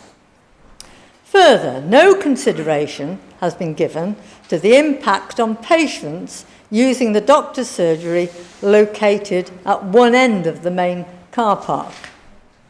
They'd be asked to be paid to get their jabs, to see a doctor or whatever. When Cleckheaton councillors were working with officers to develop the draft of the master plan for the town, we met with the town's consultant from Arup's. He said, and I quote, "The best asset you have in this town is free parking." He's an expert on how towns work. And it is worth remembering that towns in North Kirklees are competing for trade with Junction 27 and the White Rose Centre, which provide free parking and are minutes away by car. Now, I accept that the council has very significant financial challenges. However, vibrant town centres are vitally important, which is the reason for the huge investment in both Huddersfield and Dewsbury. Parking should be seen as part of the regeneration of town centres, not as a money-making ability to make money for the council. A one-size-fits-all approach has never worked in Kirklees because of the wonderful variety of communities and different geographies. I urge the new leader of the council, and I congratulate her on being willing to take up such a role, to withdraw these damaging plans and work with ward councillors on plans to bring new businesses into our towns. And to that end, an invite to the new leader, Councillor Patterson, to renew her acquaintance with Cleckheaton and to see for herself that the arguments I've made are genuine. This is not, we don't like it, this is a genuine cry from the heart to protect and save Cleckheaton. And I think once you do that, Heppendyke will also be looked after, as will Batley. So this is about our towns and the importance to keep them vibrant and vital. Thank you.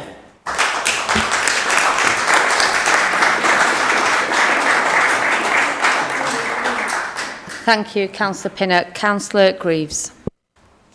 Thank you.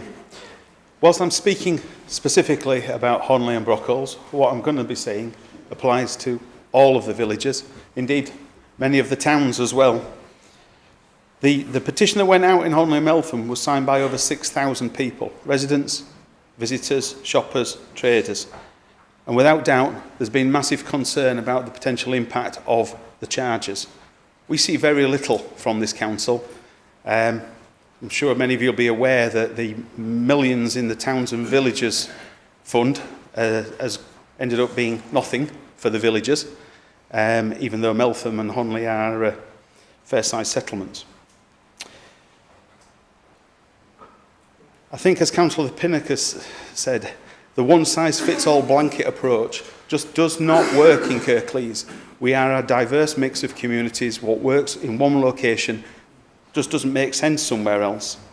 But more so, the rationale given for this policy is weak.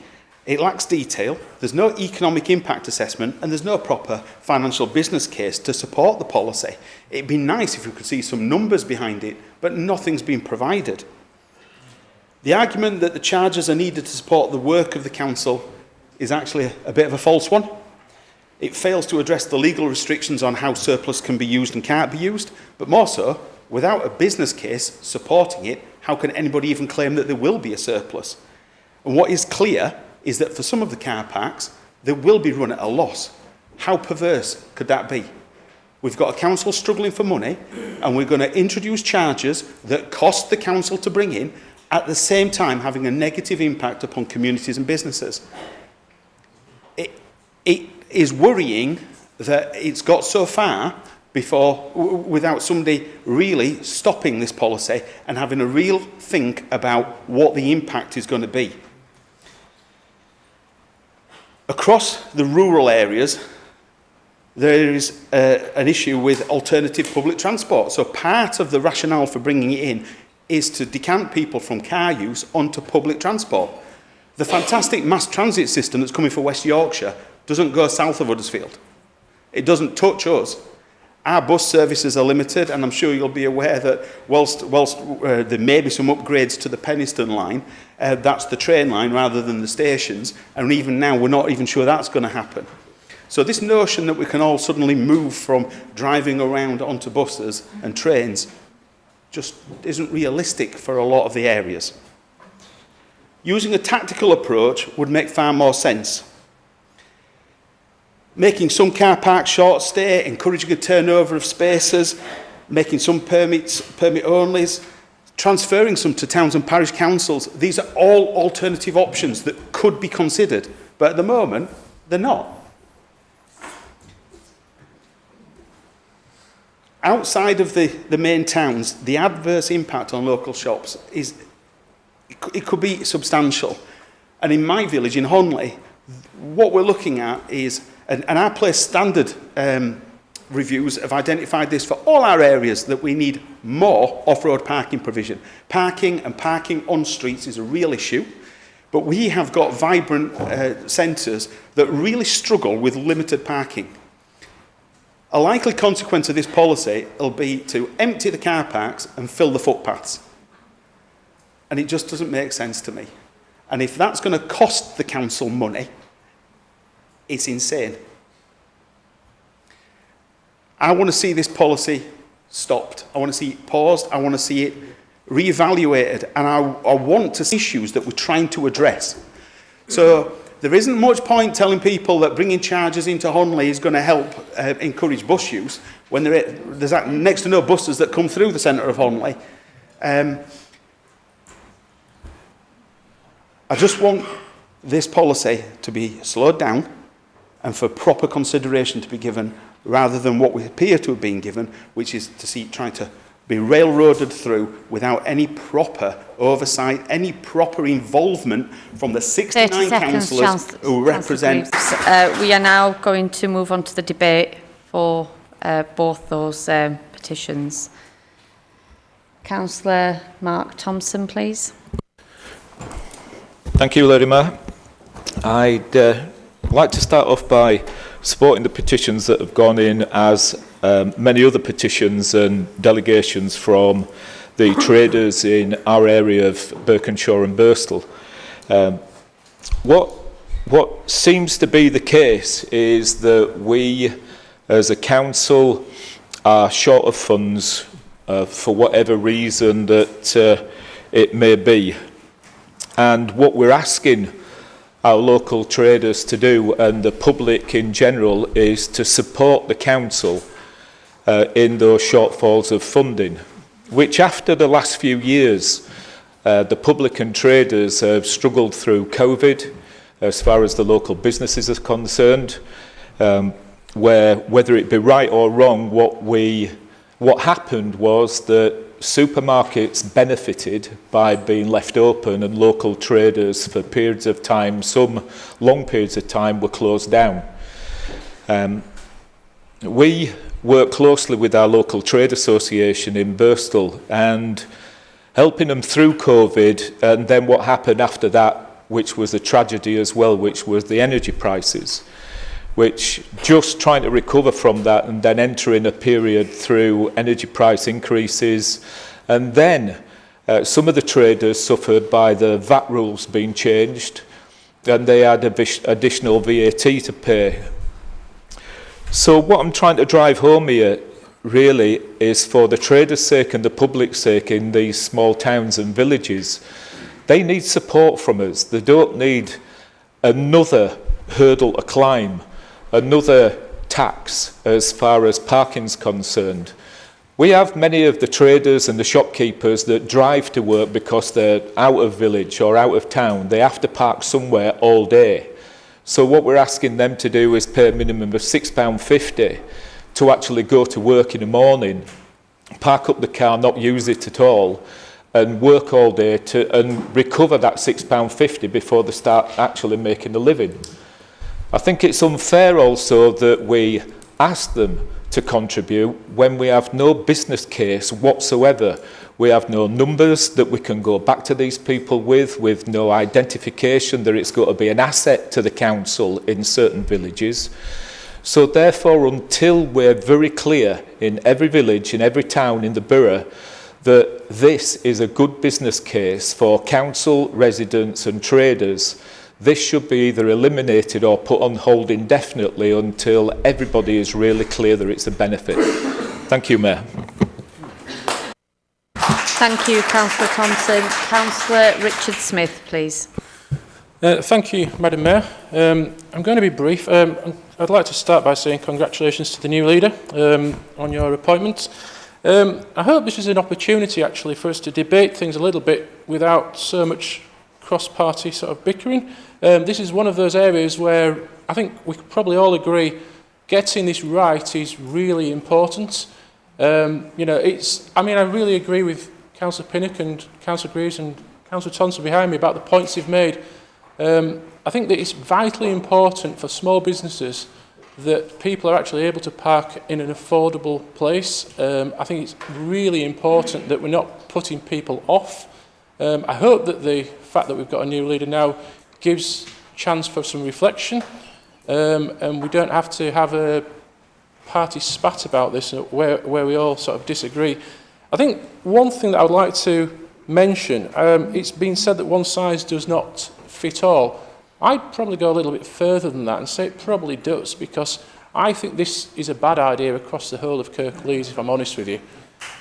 I don't see any reason that this could be seen as a good idea. I get that there's a potential opportunity for raising revenue here, but actually it's probably not going to raise revenue.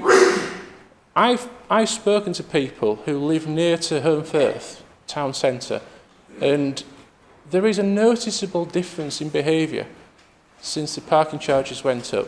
So on the one hand, we're talking about the impact on businesses and obviously the cost to residents, which one drives the other. But also, what we're seeing is really poor behaviour with people parking now because they resent or can't afford, I don't know which, it's probably a bit of both, they resent paying these increased charges. So what they're doing is they're going just as far out of the town centre as they can actually get and dumping the cars in, frankly, not very good places, which is causing resident problems getting off the drives. So I think we really have got to think this through a little bit more carefully as a council, and let's just take a step back. We don't have to admit that we've got it wrong necessarily. We can just say, look, we've thought it through a little bit more, and there's a lot of knock-on effects from this. And I used to have a small business many years ago, and if your footfall goes, you might as well just lock up and go home. You're not going to get any. Thank you, Madam Mayor. And obviously in a debate like this, a number of us are echoing sentiments before and picking up on what Councillor Thompson said. Not only do we need to see financial reports, but we should see an economic impact assessment on each of the communities. Each community will have a different effect, and we should be looking at how the charges, if brought forward, affect them. As Councillor Pinnock said, Murfield residents do use Kirklees, do use Cleckheaton rather, because there are different things in our communities. I go to the optician there because I started going to the optician there when I was at school. And we remain strong bonds with that. But equally, Murfield is proud and pleased to welcome many visitors from Cleckheaton and across the wider part of Kirklees and elsewhere. They come and visit our excellent independent shops. They come and visit our wonderful cafes and a very high quality cycle shop, which occasionally I go to myself. Not forgetting, and I'm sure colleagues wouldn't want me to forget, that it's the only railway station in the new constituency of Spen Valley. It's the only rail station in Kirklees which has a direct link to London, which must be of great value to our businesses. People can get to and from very easily, and I know that in the past several MPs and cabinet members from Kirklees used it. So we want to see those things brought forward, because obviously that reduces the carbon footprint. If people are able to catch trains locally, they're not driving to Leeds, Bradford, Wakefield and wherever, which again is fitting in with what we want, and those commuters will be benefiting the local economy. The new government and the West Yorkshire Mayor talk of devolution. Well, yes, let's see devolution then. And on matters like this, let's see this council and the new leader, I hope, take the opportunity to see devolution in our communities down to town and parish councils who are willing to accept these challenges. We have 5 throughout Kirklees.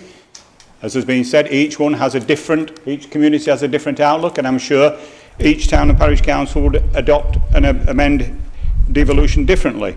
We are willing to work with that and take the challenge with the new leader. I think, as many others have said, our proud small businesses are not seeking a handout. What they're seeking after COVID and other severe financial challenges are a hand up, and I hope the new leader will be willing to offer that hand to all our communities. Thank you, Councillor Bolt. Councillor Sheard. Thank you, Madam Mayor. I just want to kind of echo what everyone else has been saying in regards to the parking charges. Any introduction of parking charges is going to have a massive detrimental impact on local businesses and small businesses. Throughout COVID, Donna in Birstall, Dean at the Butchers, Emma at the bombs in Birstall, they worked really, really hard to increase footfall to support Birstall, and no disrespect to my neighbours in Batley, but we now have a market actually bigger than them.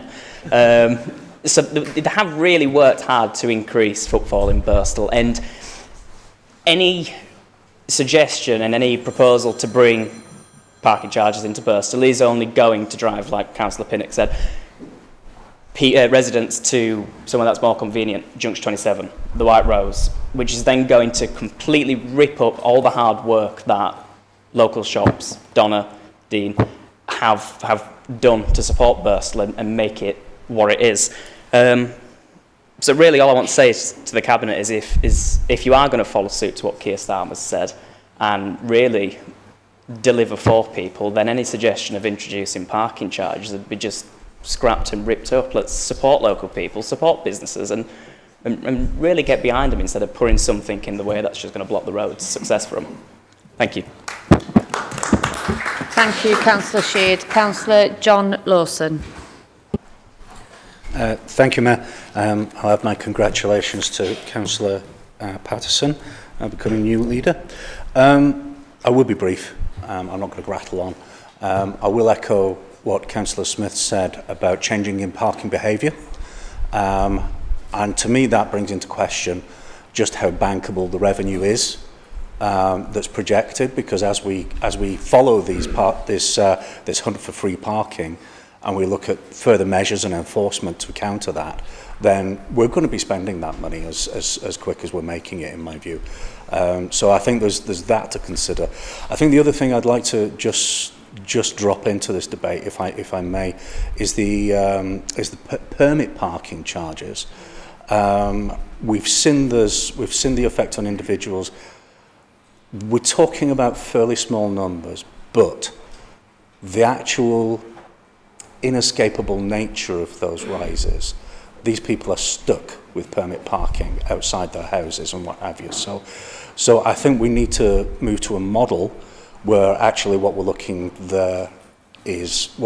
there is a cost covering exercise and not revenue generating. So I'd hope we'd take that on board. I'm taking the Labour Group's quietude on this as a listening stance, and I find that very encouraging. So let's hope for the best. Thank you. Thank you, Councillor Lawson. Councillor McGrath, please. And congratulations on your appointment as the Leader of the Council. First of all, massive thank you to both Councillor Pinnock and Councillor Greaves on their petitions. I couldn't go for a butty in the morning or a pint at night without seeing your petition, so great work on that. 6,000 signatures is incredible, and clearly I do like a sandwich and I do like a pint. First of all, unlike the beginning of this meeting, this is all about uniting, and it would appear every party that's spoken so far, and we have one more to speak, is united behind this. I can't believe it's got this far in terms of without any feasibility study fully completed, without any real understanding of who gains. If we don't know who gains and we know everyone's going to lose, it should never have got this far, but it has, so we need to put it right, and hopefully with a new administration this can be achieved. The one thing that did shock me though was when this was first proposed, it was mentioned that we need to put up the prices now because we haven't put it up for 15 years. Well, that's fine, but maybe we should have put it up a little bit every year, and then when people are going to work, they can make that decision in the budget and go, you know what, I can afford an extra 15, 20p, and I can continue to work in the local charity shop, and they can have a decision with their boss and say, can I get an extra 20p an hour? And they might be able to say, yeah, we can do that. But to just ramp up the prices in town centres by such a ridiculous amount, all of a sudden they go, well, I can't afford to go to work now. I can't afford to ask my boss for such an increase. It doesn't work. So we need to look at incremental in Home Valley North. As you said, Meltham is a good one. We've got quite a big car park in Meltham. If you put parking charges up, well, on them, because there's currently none, everyone will just park on the street. There isn't that many double yellow lines in Meltham. So then they'll be requesting permits, and then they're going to have to pay for the permits, so that's going to cost them. So we're annoying our residents, and that's just going to come back to the councillors to report back that we've got problems. Can we enforce it? We haven't got the enforcement there, neither for the parking nor the enforcement of the double yellows or people parking permits when they shouldn't. I mean, granted, if it was all in the town centre, you could just walk out of your offices and charge, but are you driving all the way to Meltham to see it? I mean, we've got double yellows all over the place in sort of rural areas, and people park on them all the time because no one's enforcing it. So we can't be enforced. We don't know if it's going to make money. I just think it's a terrible idea, and hopefully we'll hear some good news from the group following me, so I won't keep you on any longer, and I hope to see a positive outcome. Thank you very much. Thank you, Councillor McGrath. Councillor Carol Patterson, please. Thank you, Madam Mayor. Yes, I mean, unusually, I do have to say I've probably agreed with most of what has been said this evening, and most unusually, Councillor Smith, I have to agree with you, which I think is most unusual. Getting it right is very important. Councillor Pinnock, I've already made reacquaintance with Kirklees. Don't worry, I was there during the general election, doing my bit, but yes, I remember it very fondly. And as Councillor Greaves have said, yes, I do think it's time to call for a pause on this issue, and with that in mind, it won't be going, as I think people expect, for it to go to the Cabinet, which is due on the 8th of August. So I can, as the new leader, say that here. Yes, one size doesn't fit all. I mean, just talking as a ward councillor, I have a very small car park, which I can't see how on earth any income can be made out of that particular car park, and I know the effect that it would have on nearby residents and businesses, etc. And that is a point of, I do think, ward councillors weren't consulted other than as a member of the public during the, previous to this or during the consultation. So I do also pledge that ward councillors and other organisations, businesses, should have a further say on this issue.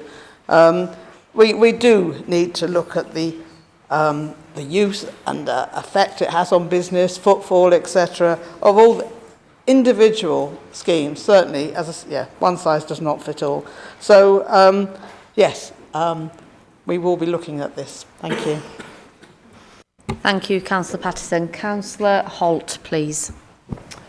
Thank you, Madam. I would stand up at the first time of actually speaking for the people who actually voted for me, and as a new councillor, one of the things that was said is the discrimination that there is against older people.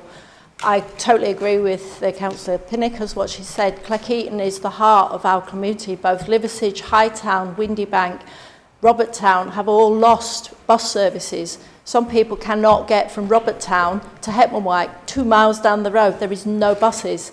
These people need to get to doctor's surgeries. They need to get to use the supermarkets. Tesco's car park will be overrun with people wanting to take people shopping. What do we say to older people? We don't care, and you have to pay to get what is your right.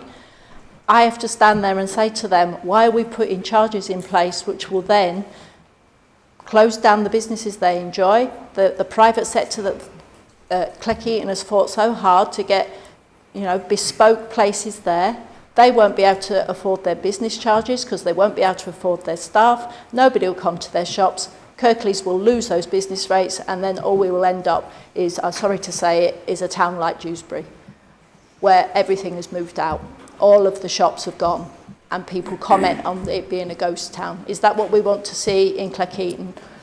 I don't want to see it, and I don't want to stand up to my constituents in voting in 2 years' time to say we have car parking that nobody wants. So please rethink it, put the business costs together and see whether it actually is viable to start with, and I don't think it is. Thank you, Councillor Holt. Just for note, members, I've still got, I think, seven members that want to speak, and we've got just a little over 10 minutes to speak. So, if those that have still got something to say that hasn't already been said before, if you could just keep it brief so everyone gets an opportunity, because otherwise it'll be the same as last time. I'll have to cut people short, sorry. So, Councillor Taylor, please.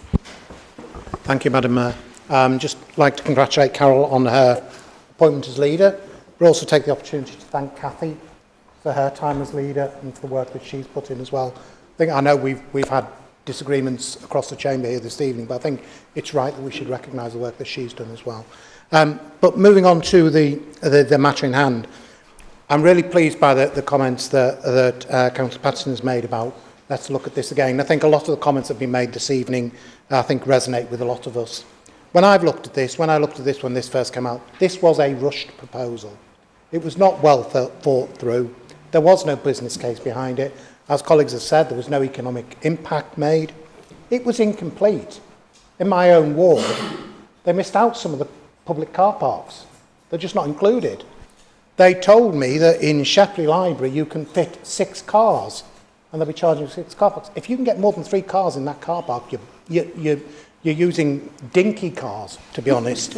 But they were going to charge for the public car park in Shepley Library, but not charge in the public car park at Kirkburton Library, which is about 3 times the size.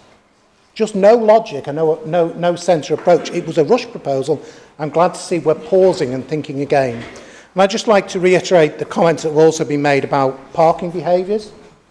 I represent a ward that is a series of small villages. In those small villages, there are parking wars on a daily basis because they weren't built with a view of cars being in place. If you take away the limited car parking there is, or start charging for it, all you're going to do is put more pressure onto those roads, and particularly in Kirkburton, which has the majority of the shops in my ward. On a daily basis, we have problems with parking. Then we talked about it in this chamber in the past. We need to think again. We need to think about what the impacts are, not just the financial return that would be raised in this. I'll cut it short there, Madam Mayor, at your request, just so other people get a chance to speak. Thank you. Thank you, Councillor Taylor. Councillor Kendrick, please. Thank you, Madam Mayor. I also will be fairly brief on that. There have been some really, really good points made across the chamber, and I think they're well worth listening to. In particular, I was interested in Councillor Greaves' suggestion that they could look at short stay parking in Honley and Brockholes. You can have some of Heckman Whites, because currently we have no charges, but the proposal makes every single town centre car park a 2-hour limit. And if you think that Morrison's has also introduced a 3-hour limit, it means every worker, every volunteer at a charity shop cannot park within the town centre. I did put in an objection when this was going out, and I'm really pleased with what Carol has had to say about this. I do think this needs 3 coats of looking at. Thank you. Thank you, Councillor Kendrick. Councillor Darwan, please. Thank you, Madam Mayor. I agree with what everyone has said with regards to the parking charges, and I think it's wrong to penalise the members of public where the government have had failed policies. And it's wrong to manage government budgets with people who are hard done and already experiencing financial difficulties. It is a form of indirect oppression. So the parking in Dewsbury needs to stop as well in terms of charging them. I know that it generates quite a bit of money, but it's wrong to generate money from the members of the public. So if other towns, small towns, they've identified the problems, do you think we haven't? We've identified these problems for decades, and something needs to be done for Dewsbury, and the parking charges needs to be abolished. Thank you. Thank you, Councillor Darwan. Councillor Ali, Itra Ali. Thank you, Madam Mayor. Elected members, how do I follow that?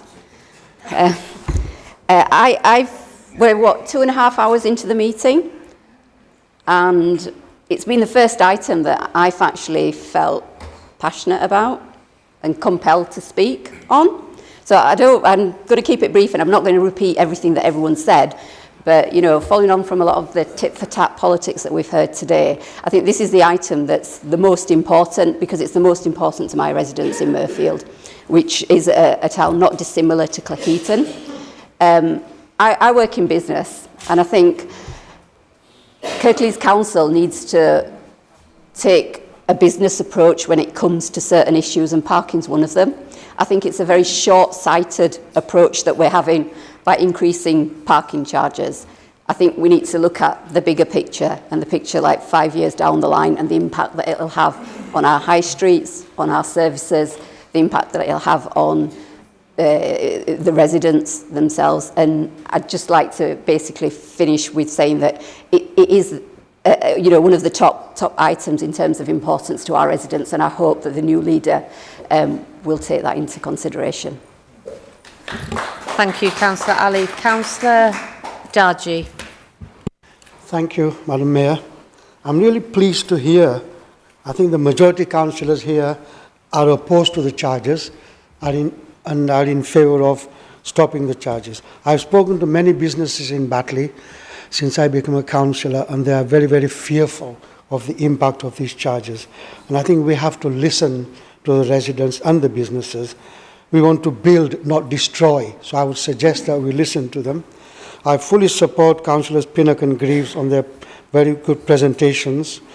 And I think Batley Town Centre is just being revitalised through the efforts of local businesses, and charges will affect businesses in terms of footfall and cost to staff for parking, extra cost for residents.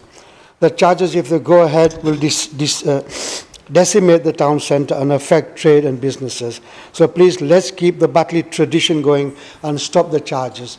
And hopefully the new leader will move forward positively in her new role and listen to all the present representations, and let's stop the charges full in their tracks. I would also like to support to keep the Dewsbury Sports Centre open, keep Batley Library open in the same location, and support Mr. Cassia, who made two good really presentations earlier for his proposals for Batley Baths. I think he's giving a lifeline to the council, and we must take it. So I would urge the new leader to please listen and stop the charges in their tracks. Thank you. Thank you, Councillor Darji. Councillor Arshad, please. Thank you, Lady Mayor. Just wanted to throw some numbers at you just to support what everybody had said here today. 27th of May 2024, there was a report in the Daily Telegraph. 18.8 billion is coming back to our high streets in accordance to this report. People aren't happy with the online charges, the returns, the lack of delivery service options, and the charges that is on delivery charges. So if we do something to discourage people coming back onto the high street, I guess that footfall that's coming onto a high street, that 18.8 billion back on our high streets, it's going to be impacted. So it's only micro level charges when it comes to delivery, but if somebody feels that it's worth paying the delivery charge as opposed to the parking charge, and then there's more of an incentive to go back online, let's try and keep it within our communities, if that's okay. Thank you.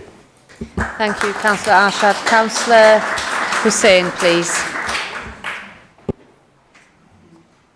Councillor Hussain.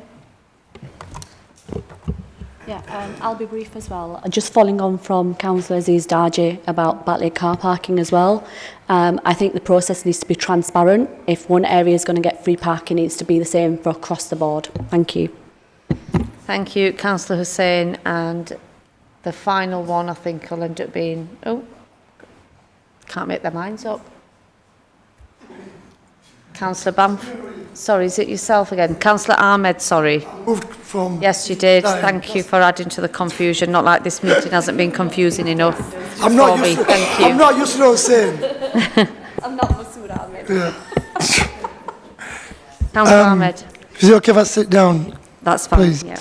I just want to echo what members have said tonight, and in terms of Dewsbury Town Centre, which I visit on a quite regular basis, the parking in Dewsbury also needs to be looked at as well. If we are going to be looking at and reviewing parking charges across Kirklees, and I think Dewsbury and Batley and most of North Kirklees needs to be looked at, because obviously, like I've just said, pointed out, I do go into Dewsbury quite a bit, and there are private companies that have set up now, and their parking charges are next to nothing for a day, and obviously ours are quite extortionate.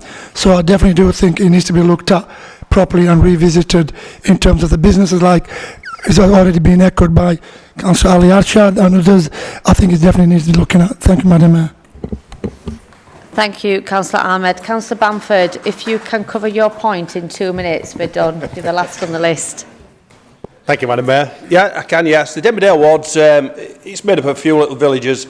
We're a car-based community. We haven't got the public transport that a lot of the areas got. You can't get a bus from Emley to Skelmerthorpe.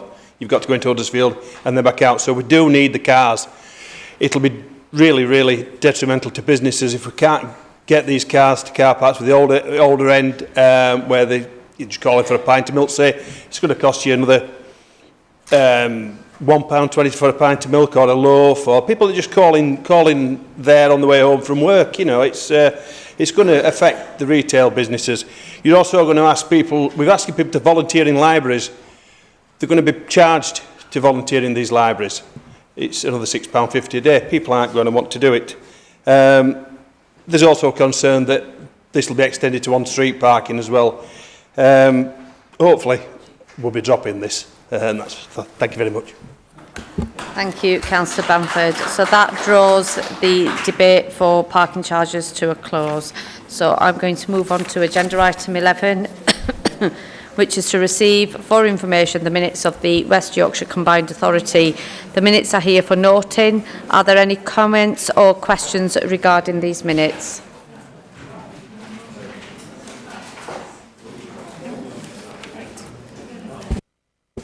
No comments, so we'll move on to agenda item 12.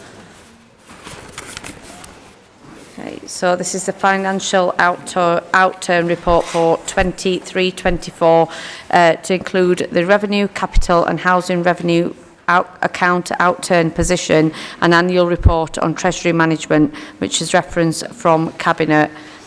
Councillor Turner? Are you going to move recommendations as set out in pages 63 to 64? Madam Mayor, yes. Obviously, I'm not been involved in this for a couple of months for some reason, but I'll pick it up. So,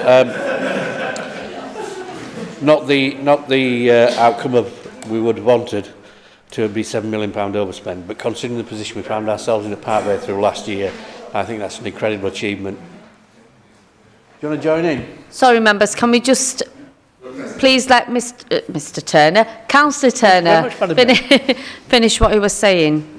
So, as I said, we found ourselves in a position of a £7 million overspend, which I say isn't the ideal situation, but considering the position we were in part way through last year, that's a vast improvement, and we've also managed to increase the revenue, the reserve position. So, hopefully going forward, when I can get back into the office and have a look at the position we're now in, we can start to move forward for next year. So, I move those 3 recommendations in that report. Thank you, Councillor Turner. Is that seconded? Councillor Pattison? Yes, thank you, Madam Mayor. I second and reserve the right. Thank you. Are there any comments on this matter? Councillor John Lawson, please. Thank you, Mayor. I'm not going to crunch this one up. So thanks to officers for producing the report and the team's task for delivering these savings. It has been a big ask. We do understand that, and we do understand the amount of work that's gone into it. It's not been something that's easy to do as costs go up alongside service demand. So just a couple of comments really on the outturn. The headline figure, of course, is that £7 million variance that Councillor Turner just mentioned. Stacked against the general fund, we're looking at around about 2% or thereabouts. I'm not sure about our 151 officers' comfort zone in these matters, but I understand that there's a degree of subjectivity involved and progress is good. It seems like a large figure, but perhaps it's within tolerances. It's important to note, though, that the cost of living crisis did not end on July the 5th. When we look at what has changed in our finances, we see the pressures haven't changed, but the hands that control the purse strings have. Yes, there is a legacy from previous government that could last a generation in terms of education and health, where the damage has been done, and it will take time and money and human cost to put that right, or at least to put it back on track. As far as we're concerned, we must start the debate on what fair looks like for local government and for Kirklees. The government settlement must change, and the adult social care bill must no longer fall on the shoulders of the council taxpayers. Residents are paying on average over £200 per household to foot that bill, and it's not sustainable. It's up to this administration, this new administration now, to lobby with all its heart for our service users and our taxpayers. A Labour council in a Labour combined authority under a Labour government is going to run out of excuses quite quickly. You need to be aware of that. I'm willing to lobby with you, willing to work with you on this. We've done that as cross-party before, and I'd be happy to do it again. But you and we must make ourselves heard, and make ourselves nuisances if we have to, at every level, whether it's with the LGA, whether it's government, whether it's with our lords, wherever we can, we make a noise. Now, with all that in mind, I'd ask, have we started the ball rolling yet in that direction? If we have, is there a little bit of detail? And if not, when would you anticipate we start that conversation? Thank you. Thank you, Councillor Lawson. Councillor Hall. Thank you, Madam Mayor. I've no particular problem with this report at all, or the recommendations in it, but I do have one point to raise from a ward point of view, and that is whether either Graham or one of the officers could point me towards where the funding for the Spen Valley Skate Park is, please, in these, because I've been looking at it for several years and it doesn't seem to appear anywhere. And I'd be be reassured if somebody could tell me what page it's on, how much is in there and how it's going to be funded. Thank you. Thank you, Councillor Hall. Councillor Pattison. Well, right of reply. Sorry, are there any further comments from any other members? Councillor Turner. Thank you, Madam Mayor. Just a couple of points, and it's getting near home time. I think we're all ready for, after today, we're all ready for to get off on time. So I have no idea how comfortable the Section 151 officer is at the moment, but I can assure you I will know him very shortly. In the next, I mean, either this week or probably next week. So I'll find out for you, John. I'm sure he'll be more amenable to having a chat about that. So we'll have a look. The skate, I don't know about the skate park, David. I'll have to check up. And about lobbying government, I'm quite happy to lobby government, but you'll have to bear in mind I've only been here about half an hour, so I'm quite got round to it yet. I will do, but not. Well, you know, give us an hour. I'm from Yorkshire. Give us an hour, but half an hour's not. I agree. I've said it here many times, and probably will say it, even with the government of my own party, we need a fair funding scheme. We all know, though, that the current Prime Minister is being very fiscally responsible with his Chancellor, and they're not going to borrow huge amounts of money, and they're going to try and get the economy growing. And that's where the success will come when we grow the economy. That will release more money to local government and all the other services that suffered 14 years of decline, a broken NHS, a broken public sector across the board. It's going to take time. 10 years of renewal probably. That's what the country voted for. They voted for change. So yes, we'll lobby government, but I'm under no illusions that we're going to get a load of money very quickly. In time, but not immediately. Thank you, Councillor Turner. I'm assuming that was your right of reply. Okay, sorry, Councillor Pattison, right of reply. Yes, thank you, Madam Mayor. I just too wanted to respond to what Councillor Lawson has said. Yes, that dialogue has already started.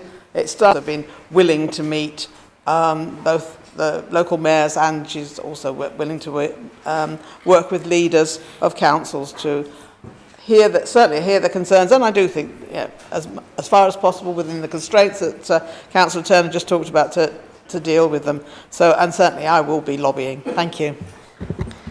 Thank you, Councillor Pattison. We will now go to the vote. I'm going to suggest we do this electronically.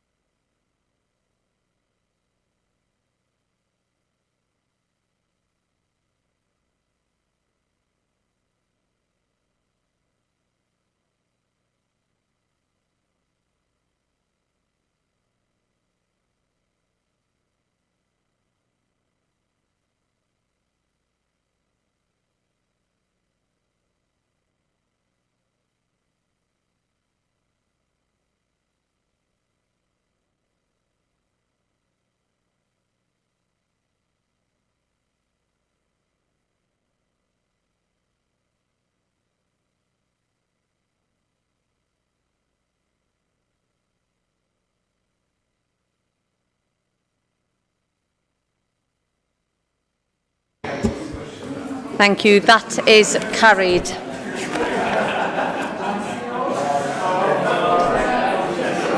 I want to...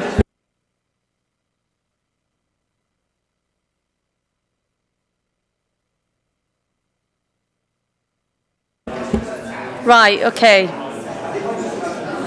Don't make me do a Lindsay Hoyle on you all, please. So item 13 has been deferred, and we will move on to agenda item 14, which is the pay policy statement. So item 14, page 257, pay policy statement, reference from Personnel Committee. Councillor Pattison, you've got maximum of 10 minutes, but doubt it, you'll need it. But so, no, I will just move this item and reserve the right. Is that seconded? Councillor Kendrick? Seconded, Madam Mayor, and reserve the right. Are there any comments on this matter? Councillor Lawson. Thank you, Mayor. Ever so brief. When this comes on a regular basis to the Personnel Committee, I always raise the issue about the pay multiples between the very lowest paid in council and the very highest paid in council. It was kind of good but kind of predictable to see that trend was going down this time. but possibly we might want to start looking in that committee at a way of monitoring that in a more formal way. That's all. Thank you. Thank you, Councillor Lawson. If there are no further comments, we will move to the right of reply. Councillor Pattison. No. Councillor Kendrick. Move. Okay, we will move to the vote. Please use your consoles.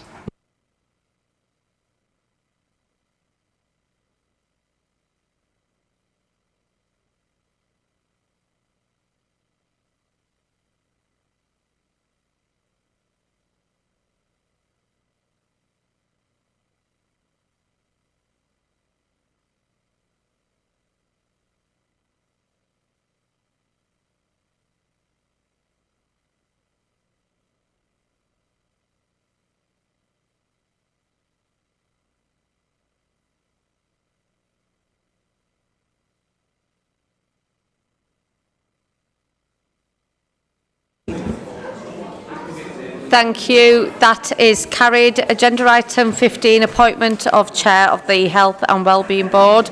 Council is asked to nominate a Chair of the Health and Wellbeing Board Committee, which will take immediate effect. Councillor Pattison. I'd like to nominate Councillor Bev Addy, please. Is that seconded? Very pleased to second that. Thank you, Madam Mayor. Thank you, Councillor Crook. Are there any comments on this matter? Right of reply? No. Okay, we'll go straight to the vote. Thank you.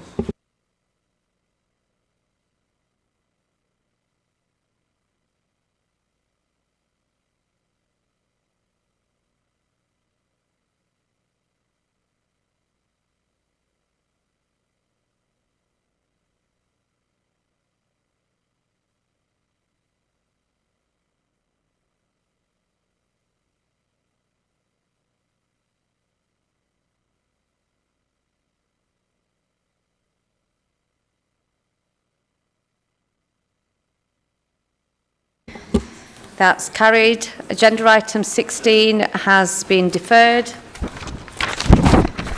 Agenda item 17, page 275, the minutes of the meetings of Cabinet and Cabinet Committee. Local issues are here for information to note. Agenda item 18 has also been deferred. Moving on to agenda item 19, page 321, the minutes of meetings of committees as included on the council agenda at item 19 are also here for information. Agenda item 20, oral questions to committee, subcommittee panel chairs, nominated spokespersons of joint committees and external bodies on matters within their terms of reference. So any member may ask a question of a chair or spokesperson followed by one supplementary. So are there any questions or comments to the chairs of committees or panels or nominated spokespersons? Councillor Bolt.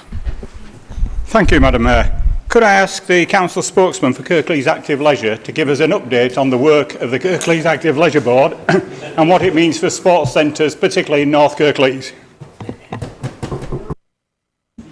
Councillor Sokol. Madam Mayor, I think Council Board asked this question many times before on the council meeting. I know I would like to answer some question, but the question is the call Board of Trustees is a charity registration. I'm not allowed to say any, to disclose any discussion but happened on the meeting. Same councillor, yes. So this is the situation. I've told council board many times. Yes, thank you. Thank you, Councillor Sokol. Councillor Bolt, are you wanting to come back with a supplementary?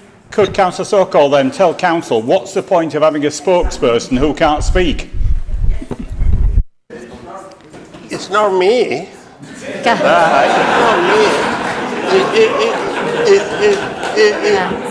me. Councillor Sokol. It's the rules of the call charity registration. Thank you, Councillor Sokol. Councillor David Hall, please. Thank you, Madam Mayor. This is a question to Councillor Homewood as Chairman of the Strategic Planning Committee. We've heard a lot before the election and since about the new government's intention to relax planning on Green Belt. And I was wondering whether you would use your officers as Chairman of that committee to impress upon your Cabinet colleagues that if they would send a message up to the government to say that we will not accept relaxation of building on Greenbelt, furthermore it's come up in a lot of election campaigns in Kirklees. People do not want to see the Greenbelt built on. So could you send a message in that direction to the government, please? Councillor Homewood. There was a lot of message passing there, but I mean I'm not sure I will be sending that message because I'm not sure that's a message that I personally would like to send. However, I'm sure we will be looking very carefully at whatever legislation comes forward and what impact that has on Kirklees. Thank you, Councillor Homewood. Councillor Hall, supplementary? No? Okay, are there any further questions? Councillor Bolt. Thank you, Madam Mayor. We had a petition presented today, which I'm fully supportive of, calling on the Council, and presumably the Chair of the Planning will take a lead in that, to take enforcement action against errant developers. Could I ask if that is, while you're in that position, will you be taking a strong action on any applicant who fails to comply with the planning conditions?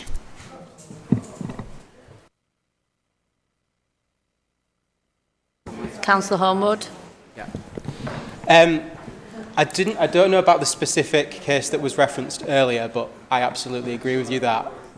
Pardon? All right, yeah, Laneside Quarry. But yes, I absolutely agree with you that planning conditions should be enforced properly. So if there's, I'm not sure exactly what you asked me to do, but yes, I agree with you on that. Thank you, Councillor Homewood. Councillor Safdar, please.